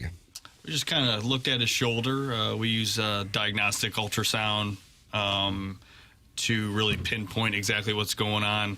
Like for Doug's shoulder, we looked at his rotator cuff just to see if there was anything going on. We're able to look at the tendons, the ligaments, the joint capsule, and all in all, wasn't too bad. Yeah, nothing too definitive. No. Yeah. Yeah, but it loosened it up. Whatever you did, loosened up a little bit. Yeah, I feel much better. Yeah. And then our boy Jackie Papers. And what's the deal? You hadn't been wearing a hat all week, and then your boys come in, and now... I know. It was a bad timing on my part. Going against instruction, boys, huh? Bad timing on my part. This is a softer cap, though. This is a real, rat's nest on your head. Yeah, man. Well, that's kind of the issue. Hair is falling out of my head. It's looking healthy. It's looking healthy. There you go. Thank you, Jake. Yeah. Very sporting of you. But what did you do with our good friend Jackson Burkett here? So for Jackson, one of the things we offer is basically hair restoration. And so we actually trialed this on our other partner first. And over about a 4 to 6 month period, our partner Logan showed a significant improvement in his hairline. And so we do some roll-on treatments, basically that use some peptides and some, we'll call it stem cell type products to basically reactivate hair follicles. And we have seen proof in person with one of our partners. His hair looks pretty good. I've seen the pictures. I know Logan, and It hasn't helped his face, but gosh. Boy, I don't want to be in the boardroom. Yeah, that's a different doctor who have to do that. But Papers, you are you went in there and you got the treatment a couple weeks It's ago. a full court press. We're doing a full court press on my scalp, and I went back in last week to get some of the shampoo and conditioner that you guys are working on to supplement the treatments, and I'm very excited to see how this turns out, because the pictures that Logan showed me of his before and after are crazy. Yeah. Night and day difference. It really is unbelievable. The first time I was out hanging out with you and Logan, Jake, and then I met you, Blake, when we were at Healthcare Evolution. I'm like, what you guys have is incredible. I mean, truly incredible. So for our listeners who aren't familiar with it, this is a St. Louis-based business. You guys are right here in St. Louis. You didn't fly in from elsewhere today to be here. Let our audience members know, they've heard the name, sponsoring the 7 o'clock hour, now spring training next week, what the basis for the business is and how it can help them. So our name is healthcare-evolution.com. We are specializing in treatments that help get, we'll say mostly middle-aged individuals that are suffering from injuries that are preventing them from playing golf, tennis, lifting weights, exercising, That's really our prime target, who want to avoid surgery. You're a professional. You have kids. You don't have the time. You can't take 3 or 4 months off. You want to come in, get a treatment, get better, and get back on to your life. And so that's what we do. It's ultrasound guided. We do an evaluation. That's part of it. We bring you back in to see what your progress is like.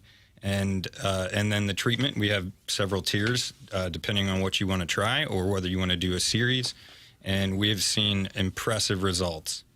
I'm telling you, I mean, I've experienced it firsthand with thinking I had a slap tear and therefore was curtailing lifting. And now knowing that that is a different program, it changes the way I approach working out, just like that. And the thing that I think has resonated with a lot of people is when you get injured, you go, okay, I got to go in and see my doctor. Well, that's a process that usually will take a few weeks to get in, and then you're going to have to see a specialist after you see your primary care doctor, and then after maybe some physical therapy, then you will get some form of imaging and then maybe some form of treatment. I mean, it can take months while you're sitting in pain. 2 months down the line. Yes. And with us, come in. You could come in literally within, what, as soon as if you guys call us and sign up, we can get you in literally next week. How about that? And we can do the imaging that day, that appointment. Right there. More accurate than an MRI in a lot of cases, and be able to tell you exactly what's going on in real time. It's a world changer. I mean, it's a world changer. It's an incredible development, and it's right here in St. Louis. And it's not like there are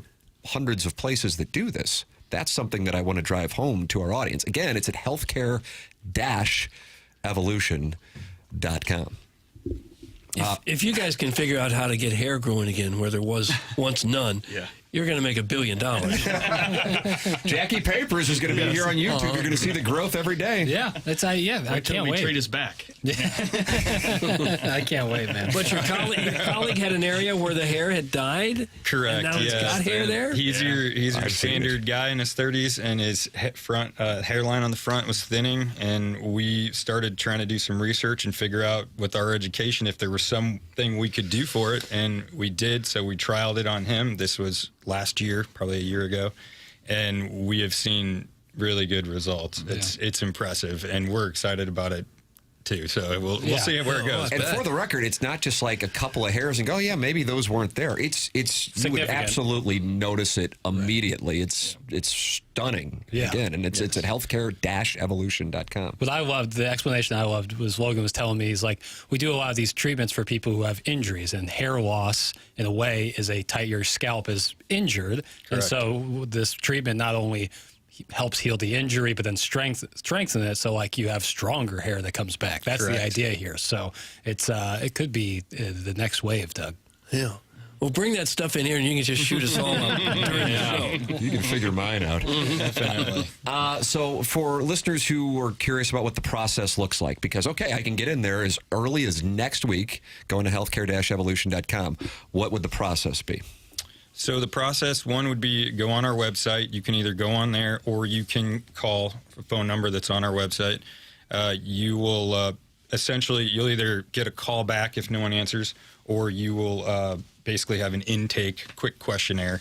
And then you basically they'll offer you times to sign up, or you can sign up on our website because we place availability so that it's already there. You can see what times or slots are available. You come in, you'll see one of us. We'll do the ultrasound exam, and then we can tell you exactly what's going on.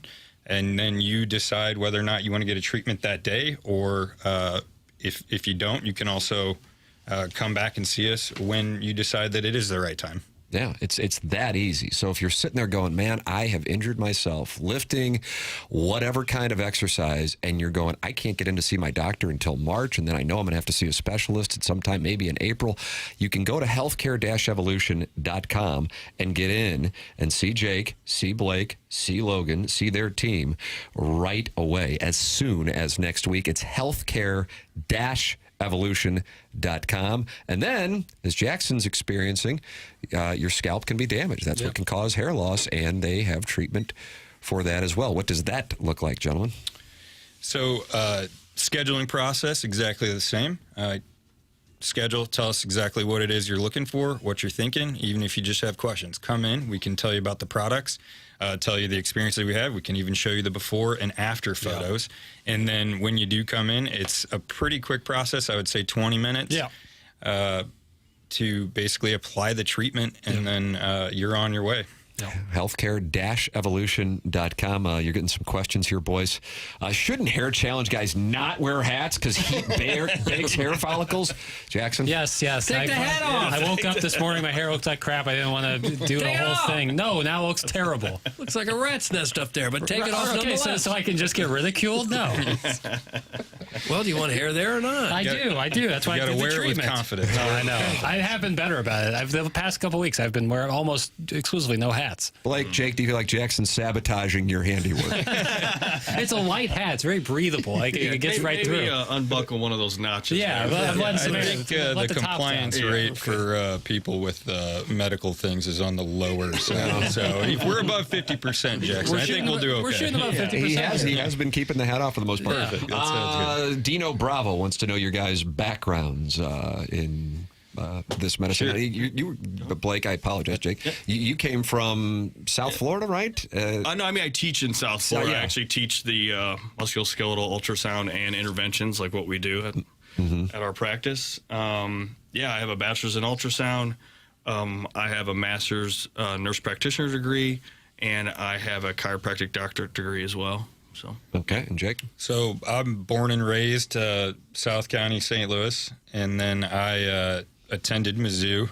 Had a great time there. Fight Tiger. That's right. Yeah, so my base education was actually nursing school there, and then I went on for anesthesia, and that was the bulk of my career. And just about a year ago, finished a fellowship that was geared toward pain management, and so that's how we kind of got going on this stuff. Yeah, what you guys have is, like I said, this is not throughout the St. Louis area. There are 100 of these. I don't even know how many you would say, but it's a limited amount. It's brand new, and as the three of us have experienced, it can be a real game changer if you are dealing with injuries or if you're looking to treat hair loss. It is healthcare-evolution.com. All three of us have been there, so we can speak to it firsthand and tell you that it really is a world changer when it comes to your health care. Jake Pressler, Blake Randall's healthcare-evolution.com. Gentlemen, thank you so much for coming in. We appreciate it. Thanks, guys. Appreciate it. Thank you. That is Jake Pressler, Blake Randall's with us here in studio. 7 o'clock hour sponsor and spring training sponsor next week here on 101 ESPN. We'll take a break, come back with more TMA from the Stiefel Studios.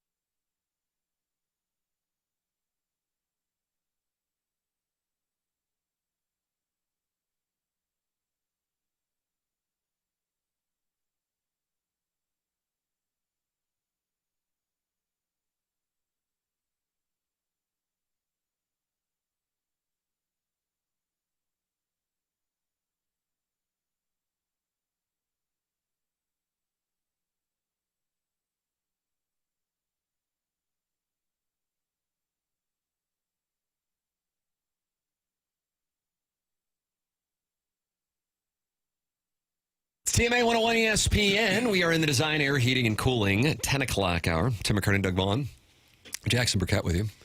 And we welcome you to participate in the show in a wide variety of ways. Callier and Thompson, phone lines 314-974-0101. And then you can text in 314-399-9646, Air Comfort Service. Text inbox. You got the Michelob Ultra YouTube chat, youtube.com/TMA. STL. Hats don't kill your hair, LMAO. That's from Ryan Krause, 618. I think it's more about the way you wear your hat. So like me, when I wear it, I pull my hair back and then put the hat on the forehead and move it up. And that's putting tension on the hairline itself. That's what I did. Yeah. And I was thinking that, Doug, this was 1994. I was a freshman at the University of Missouri, getting ready not to graduate in 5 years. And I had long hair. You all seen the Sigma Chi composite picture from '94? I haven't seen it. If that one's not available, when sororities try to steal it from the Sigma Chi house at 500 South College Avenue, they then get the Brad Pitt one. Yeah. Yeah, And the silver medal. Yours is the one they really want in the fallback position is Brad Pitt. William Pitt. Yeah, you go get the Hitachi Magic Wand, and then you get the composite. And so I had long hair. When they were hazing my balls off, they called me a gin blossom. And the long hair, I would wear it, and it would be like matted tufts when I would take the hat off because it was so long, it was pulled down. Well, what happens in 1995? What happens in 1995? Starts to come out? You're damn right it does, brother. You're damn right it does. And you panicked. And I'm 18 years old. Oh, gosh. Yeah, exactly. Now, fortunately, I'm 6'3" and delightful. Right, yeah. Affable. Thank you. That's probably better. Affable. So you're sitting there. Now I'm already doing the next best thing to medical school, journalism school. Right. So I'm positioned well anyway. Yeah. Right. Yeah. So your world is falling apart. And I remember taking a LAS, and I don't know if it was Walgreens or CVS. I don't know who's sponsoring the program at the moment, but to one of those locations, and I went and picked up my show. That's right. And I went and picked up my Rogaine. And I don't know how much of a turn on that was for or not. And did it work? No, it didn't work, did it? Well, it did, and then I got Propecia, which is now DBA finasteride. Right. And I started taking that in 1998, and it kept my hair. But then I stopped taking it when I turned down a television job in Denver. Doug, I would have been anchoring with Carissa Thompson. You know Carissa Thompson from Fox Sports? Yeah. She said something about how she made up a sideline report. Yeah, and then all hell broke all loose. the journalists came out of the weeds saying how good they were. Big opportunity on social media for some likes. Yeah. And I'm like, I'm not gonna grow hair anyway. This stuff costs $90 a month. I'm just stop taking it. And then within 6 months, all of that work for the previous 8 years was gone. It fell out. And now I'm sitting here, just disaster, absolute disaster. But I do wonder if I was predisposed to lose my hair, or if what you're talking about with the hat that Ryan Krause, 618, in the Michelob Ultra YouTube chat is skeptical about, if it actually impacts it, because I think there may be something to it. My two brothers are tall, have full heads of hair. They're pleasant people. Actually affable. Right? Actually affable.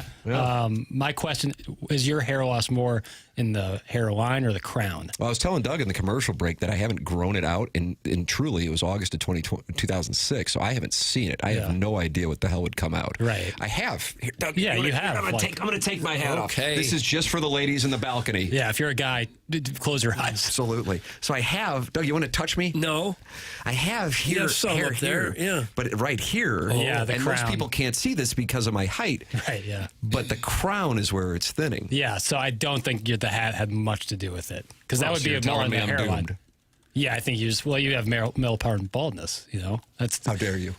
I hate to break it to you. Do you think your concern about baldness is simply a diversion from your lack of academic chops, being unable to complete your journalism degree? I think it's fair. I do think it's fair. Can't be ruled out. I do think it's fair. Because it was so rigorous. That's the thing that people don't realize. It's like, I got to read off a teleprompter today for minimum wage. Right. I have to film a salt shaker as a transition. Cut away, please. Yeah, you're right. My apologies. Oh, they're loving it in the YouTube chat. Yeah, it's hot. Oh, it is very hot to see a bald head.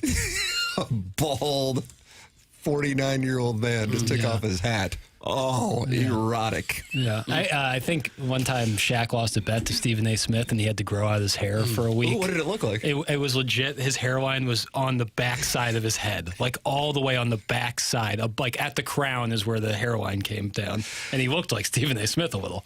Who has a famously bad hairline. Yeah. Well, I don't know. I think there's something to that. I'd be curious what. Yeah, I think like the hairline itself, which mine I have the high peaks, and they did when I went to Healthcare Evolution, when they talk about that roll-on, they rolled it on those high peaks. They rolled it on my crown, which is thinning, kind of all throughout my hair. And so hopefully we're going to see some recharge, because the before and after pictures of Logan from Healthcare Evolution are outstanding. It's truly noticeable. Yeah. It's something else. It's healthcare-evolution.com. Let's see. They say hats can't make you bald, but socks and boots have made my ankles completely bald for years, even after stopping wearing them, Doug. It's from the 314. Yeah, that can happen. Dress socks, like you see older guys at the gym, and they're, naked as the day that they were born, naked as Jaybird. So they're naked, but they have socks on? No, they don't have socks on, but you can see on their shins, they're like, you can see your reflection. You see a naked gentleman in the gym, and you start looking him up and down to see his sock line. Yeah, that's the what's what and the who's who. This guy's a pervert. Could be from compression socks that are really I think it's tight on your legs. I think it's dress socks, because their shins are not only hairless but shiny, like they just polish their tibula. Yeah. Well, for my money, the only thing that looks better than Tim's bald head is a new kitchen from Collier and Thompson. Yeah, I actually agree with that. Yeah, that's one of their new marketing plans now. Get a counter as shiny as an old man's shins. Yeah, that's what they're doing at Collier and Thompson.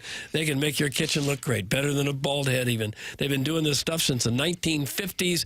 Collier and Thompson is really your go-to source for every kind of design consideration. They carry the best cabinets, appliances, countertops in the business. When Collier and Thompson walks away from a job, you will be super happy and have a remodel that should last a lifetime. You're not going to do remodeling very often, maybe once or twice in the entire lifespan of your house if you stay there a long time. If you're going to do it right. And Collier & Thompson does it better than anyone else. It's also kind of hard to know who you can trust to be in your home and who's going to be there to back up the work. Well, Collier & Thompson stands behind every job that they do, and during the process, they're always going to be available for you.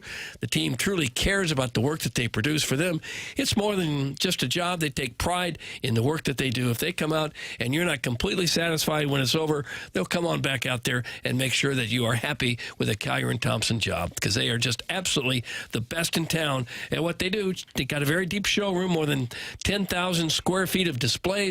You can go out there and get some great ideas what you can do to your kitchen, bathroom, redo the basement, or whatever. Collier & Thompson can handle it all. Collier & Thompson is on Manchester and Baldwin, next to Uncle Bill's Pancake House. Come home to quality online at collierandthompson.com to get a kitchen that looks even better than Tim's bald head. Hey, Jackson. You observe some funky things in your life, homie. That's from Tall and Tan. I agree. Tall and Tan texting in. I agree. I live in the periphery. I like that. What does that mean exactly? Little things like that, like noticing an old man's shiny shins. When he's naked in the locker room with you. Yeah. That's a lot. That's a detail that goes right over most people's heads, but I lock in on it. You look right at the shins. It's probably the ADD, but who knows? Tim, just take $2 or $3 million you have lying around and go to Matthew McConaughey's guy. That's from Manute Bowl eligible. I think Matthew McConaughey is very open about his hair transplant. Yeah, I think he says they did some potion or something in his head. He's open about his potion. Some I don't know, maze of some sort that he put in his head. I don't know. Maze and potion. Probably just had the transplant. I think that's what happened. I think most of Hollywood has. Yeah, they work for 2 or 3 months and then they're off for 4 or 5 months. Perfect time for the transplant. People are thinking Bieber just got one done. Who knows? Kai has a great ponytail to pull back on. What in the world? The rest of him is hairless. That's from the recovering alcoholic. Jackson, that's your buddy, sweet. I was with him last night. He has a great head of hair. And he has a ponytail now? No, he doesn't have a ponytail. I was hanging at his house. Watching him ball. and the missus. Me, him, and his wife, yeah. Doug, is that the more popular? I think it is. I just went over there to hang out. And he has a ponytail that you like to pull? No ponytail. Nor is he hair. He's got a beard. Neck beard? A mustache. And he likes slot cars? No. He was showing me pictures of remote control cars that he was interested in. I was like, ooh, buddy. Eric from the Central West End was texted in and asked if the guys from Healthcare Evolution could help him grow a neck beard. Oh. I think it would work. We left that putt out there. Well, but like male pattern baldness is like, the sides and back still Then you have get hair. your neck. Right. Neck, I think you should be fine. Like, if you have issues growing a neck beard, you probably have trouble growing facial hair. Yeah, probably so. Like, you probably can't grow a neck beard. But I don't consider it trouble. I consider it a blessing that I don't have to shave 3 times a day. Yeah, that's true. Hey, guys, I am 55. I am pudgy. I have great hair, but I'm not attractive. I do have plenty of money. With those stats, how young could I go if I was single? I'm thinking 38 with maybe a St. Louis 6, Doug. Would you like to assess? I don't know if there's any formula. Well, there's like it's like bracket matrix. Okay, we'll take Jerry Palms. We'll take Joe Ladortes. So you said 55. 55. Plenty of money. Pudgy, not attractive, but has plenty of money, great hair. And with those stats, how young could I go if I was single? I'm thinking 38 with maybe a St. Louis 6, Jackson. I think that's about right. Like, how much money is plenty of money? Jackson, how much money is plenty of money out there in the wild right now? Doug and I, we've been put out to stud. Right, yeah, paycheck to paycheck. I don't know what one would consider plenty of money. Yeah, where are we? Are we in Clayton or are we elsewhere? I think probably... are we at $500,000 net worth, or are we talking $10 million? I think you're probably thinking Creve Core or better. It would be Creve Core or better, Doug. Okay, what's the net worth? $5-ish million? $5 million's the net worth in Creve Core, is that right? No, I don't think so. Well, for older folks. Yeah, I net worth, I don't know. I told you all my assets yesterday. And if I had to liquidate, it wouldn't be much. Yeah, that was... Well... It's life in media, man. Yeah.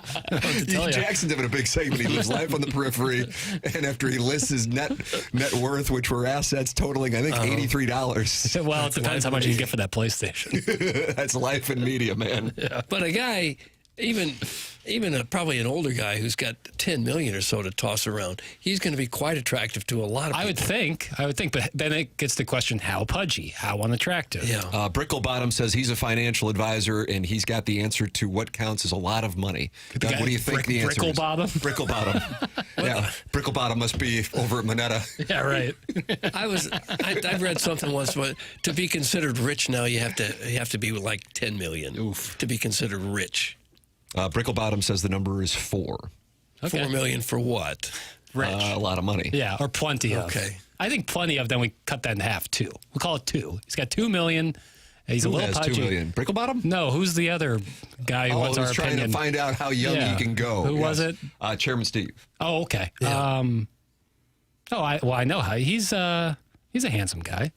I don't think he's Well, he's the one who said he's not handsome. I disagree. Wow. He's got a good head of Looks hair. like he can go as long as 27, if you know what I mean, Doug. Yeah, I hear you. 28 soon.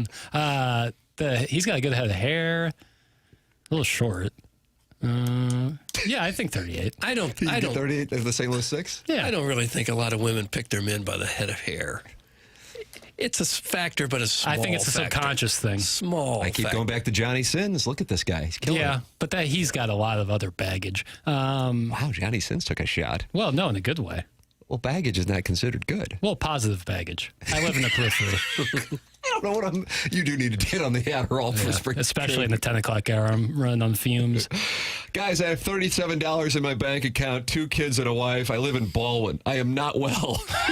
No. Maybe I'll escape the Matrix, buy a Sprinter van, and make a YouTube page and leave my family. That's from the Linda Sniffer. He might have to at this Sounds point. awful. He may have to. To live in a van and start a YouTube channel? Oh, my God. I said I'm not attractive. I disagree. Unattractive. I He said disagree. unattractive. Doug, I'm over that threshold. That's from the Warson Woods Wacko. Okay, the threshold, $4 million? I believe so. Okay. So now are people just going to say over and under before every text? Yeah. What percentage of our audience, Doug, has more than $4 million? 0. Chairman Kurt's not even entertaining it. No, it's not 0. It's probably 80%? If we have older listeners who've had maybe about 15 minutes IRAs in the market for 25 years, there's a lot of millionaires. Is there a cutoff where if you're worth a certain amount, you just shouldn't be listening to this? Oh, definitely. Yeah. That'd be like, $500. But the percentage of our listeners worth over $4 million, I'd say 4%, 3 or 4%. Jackson, do you agree with that? No, I'd say over. How about that? Well-heeled audience, Doug. I'd say not by much, but I would say you're touching double digits, I think. You think? We talking 4 million net worth or liquid, Doug? There are a lot of guys with cigarette boats that would qualify as wealthy if we're just talking net worth. That's some big tough. Definitely not liquid. My answer changes dramatically if we're saying liquid. Wrong, Chairman. Sharon and Clayton. Oh, forgot about you. Chairman Kurt's exhausted. DJ Patty Cakes is in the Michelob Ultra YouTube chat and says it's 0.00001%. That is the official study that has been Of conducted. listeners worth over 4 million. There's got to be a couple. Orson Woods Wacko has already told you. That it's not an obscene amount of money anymore. Used to be. Man, you're unrelatable.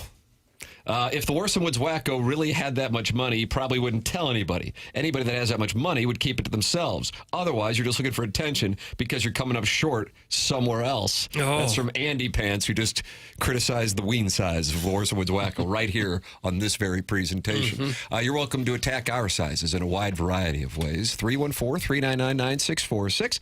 And then you've got that Michelob Ultra YouTube chat where you can talk it over as well, where they're conducting studies. Splashback Deuce, Jackson Stinkbug, and Ryan Krause are in there.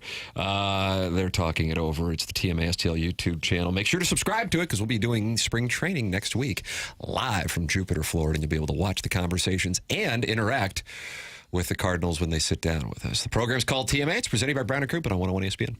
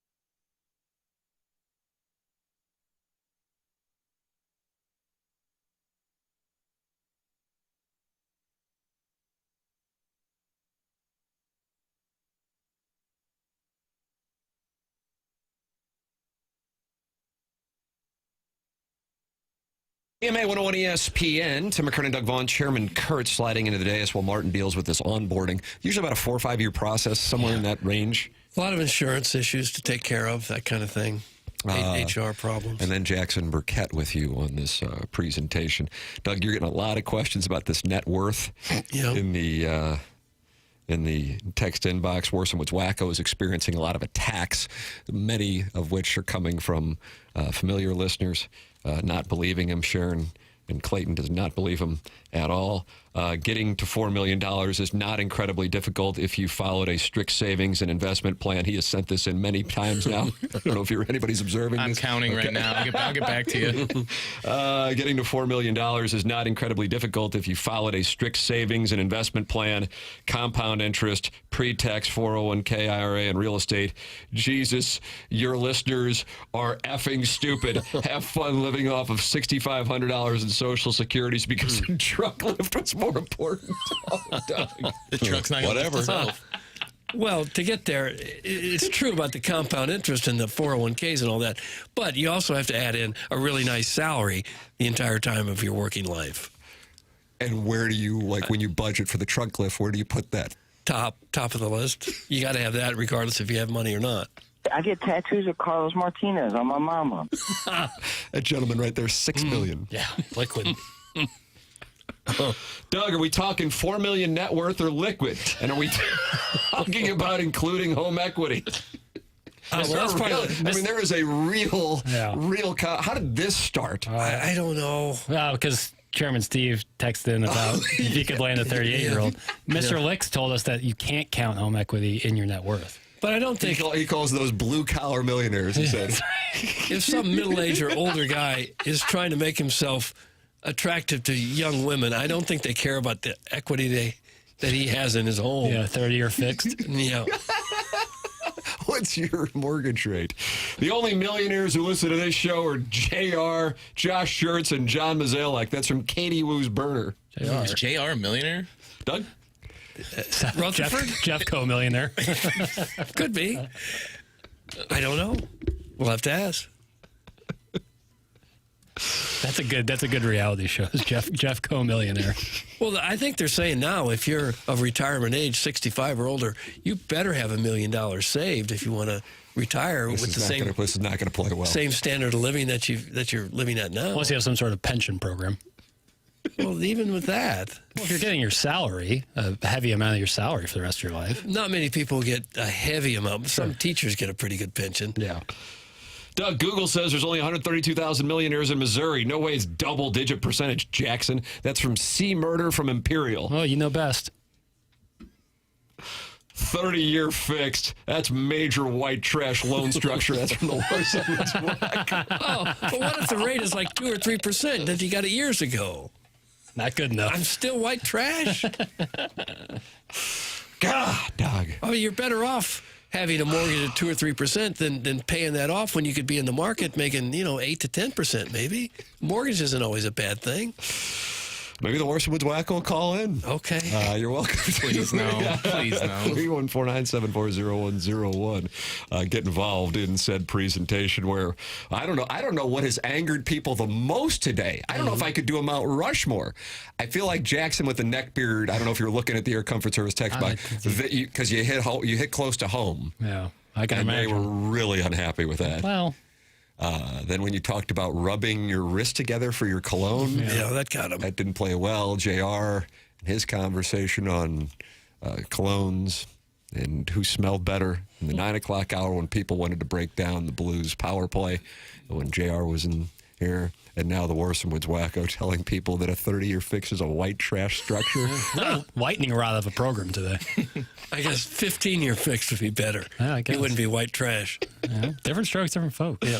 I think the Worsonwood's Wacko knows less about money than my 8-year-old daughter. That's from Harrison's brother, Master. He's raging right now after hearing that.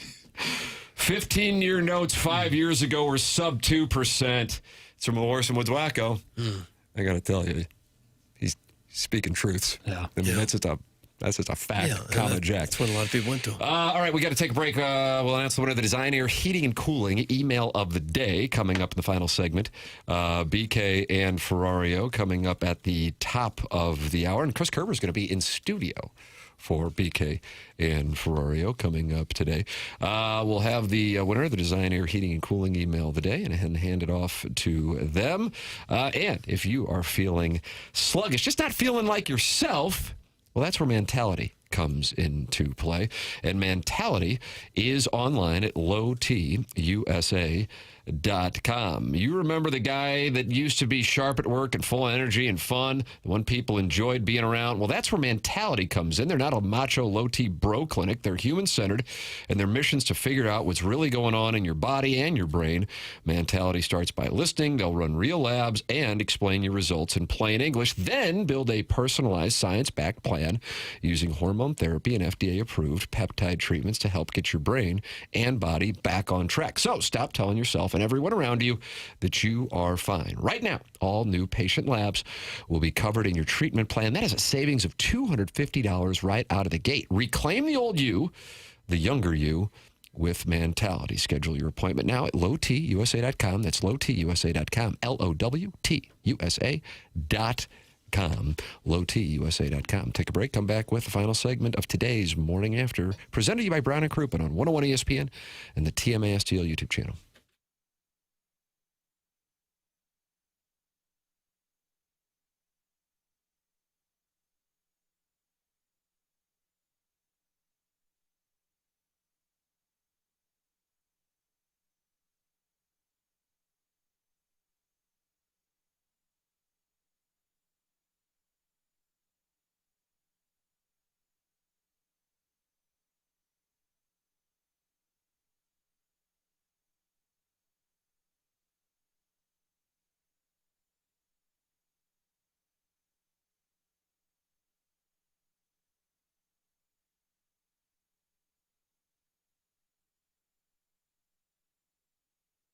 Hey, this is Tim McKernan. February is all about love, right? And while we're out here showing love to our partners, our kids, our pets, don't forget about a place that shows up for you every single day, your home.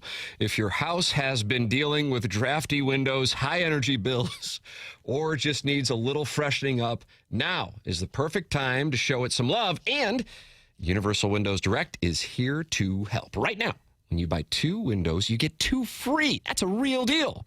And there's no limit whether you need 4 or 14. Half of them are on the house. And you're also going to get 0% interest for 36 months. So you can upgrade your home now and spread out the payments with 0 added cost. And for a little extra love, you'll get $500 off your home improvement project when you schedule this month. It's all from Universal Windows Direct. Call 314-334-2522 or visit universalwindowsdirect.com to schedule your free estimate today. Buy 2, get 2 free, 0% financing for 3 years, $500 off your project, comfort savings, and a home you'll fall in love with all over again. And like me, you'll be saying, I love my windows.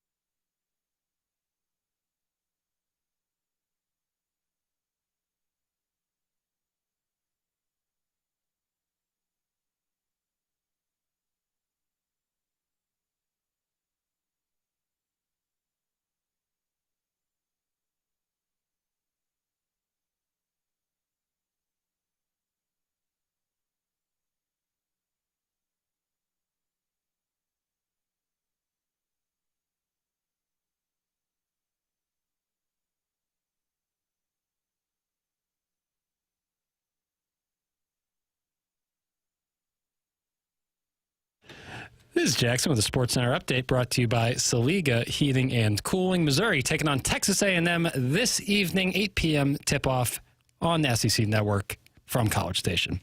That was our Sports Center update brought to you by Saliga Heating and Cooling, a Daikin heating and air conditioning dealer.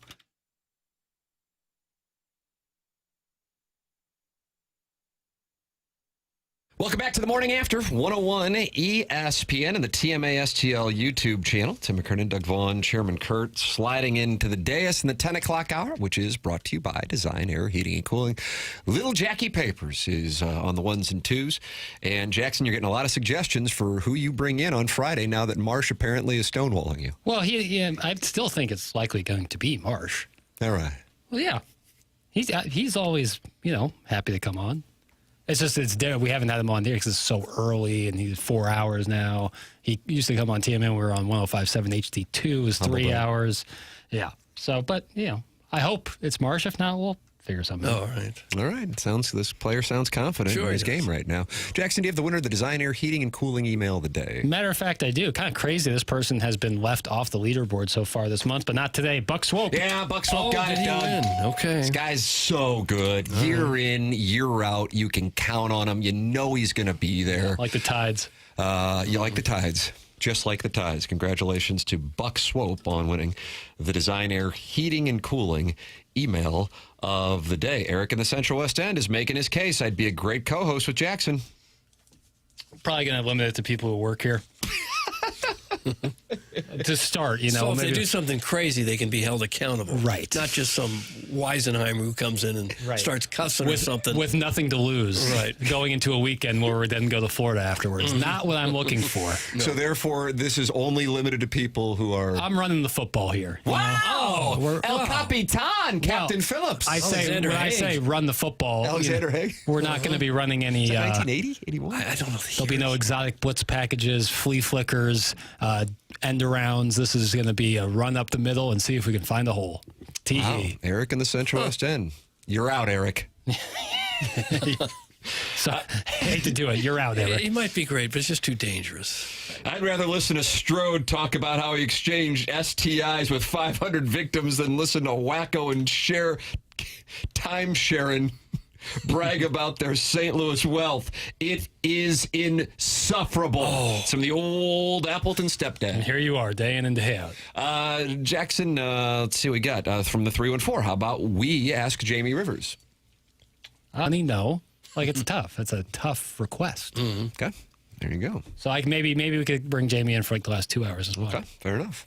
Sounds like the plan's in place either way. I'm not worried about it. There you go. Jackson's confident. The audience, though, they're just not happy today. Well, they're not going to like it no matter what. No matter what I could bring in, I could Bob bring Costas, the ghost of Johnny Joe Carson. Buck, Yeah. And the ghost of Johnny Carson. And they'd be like, where's Tim? This show sucks. I'm going to go listen to the skeleton. Okay.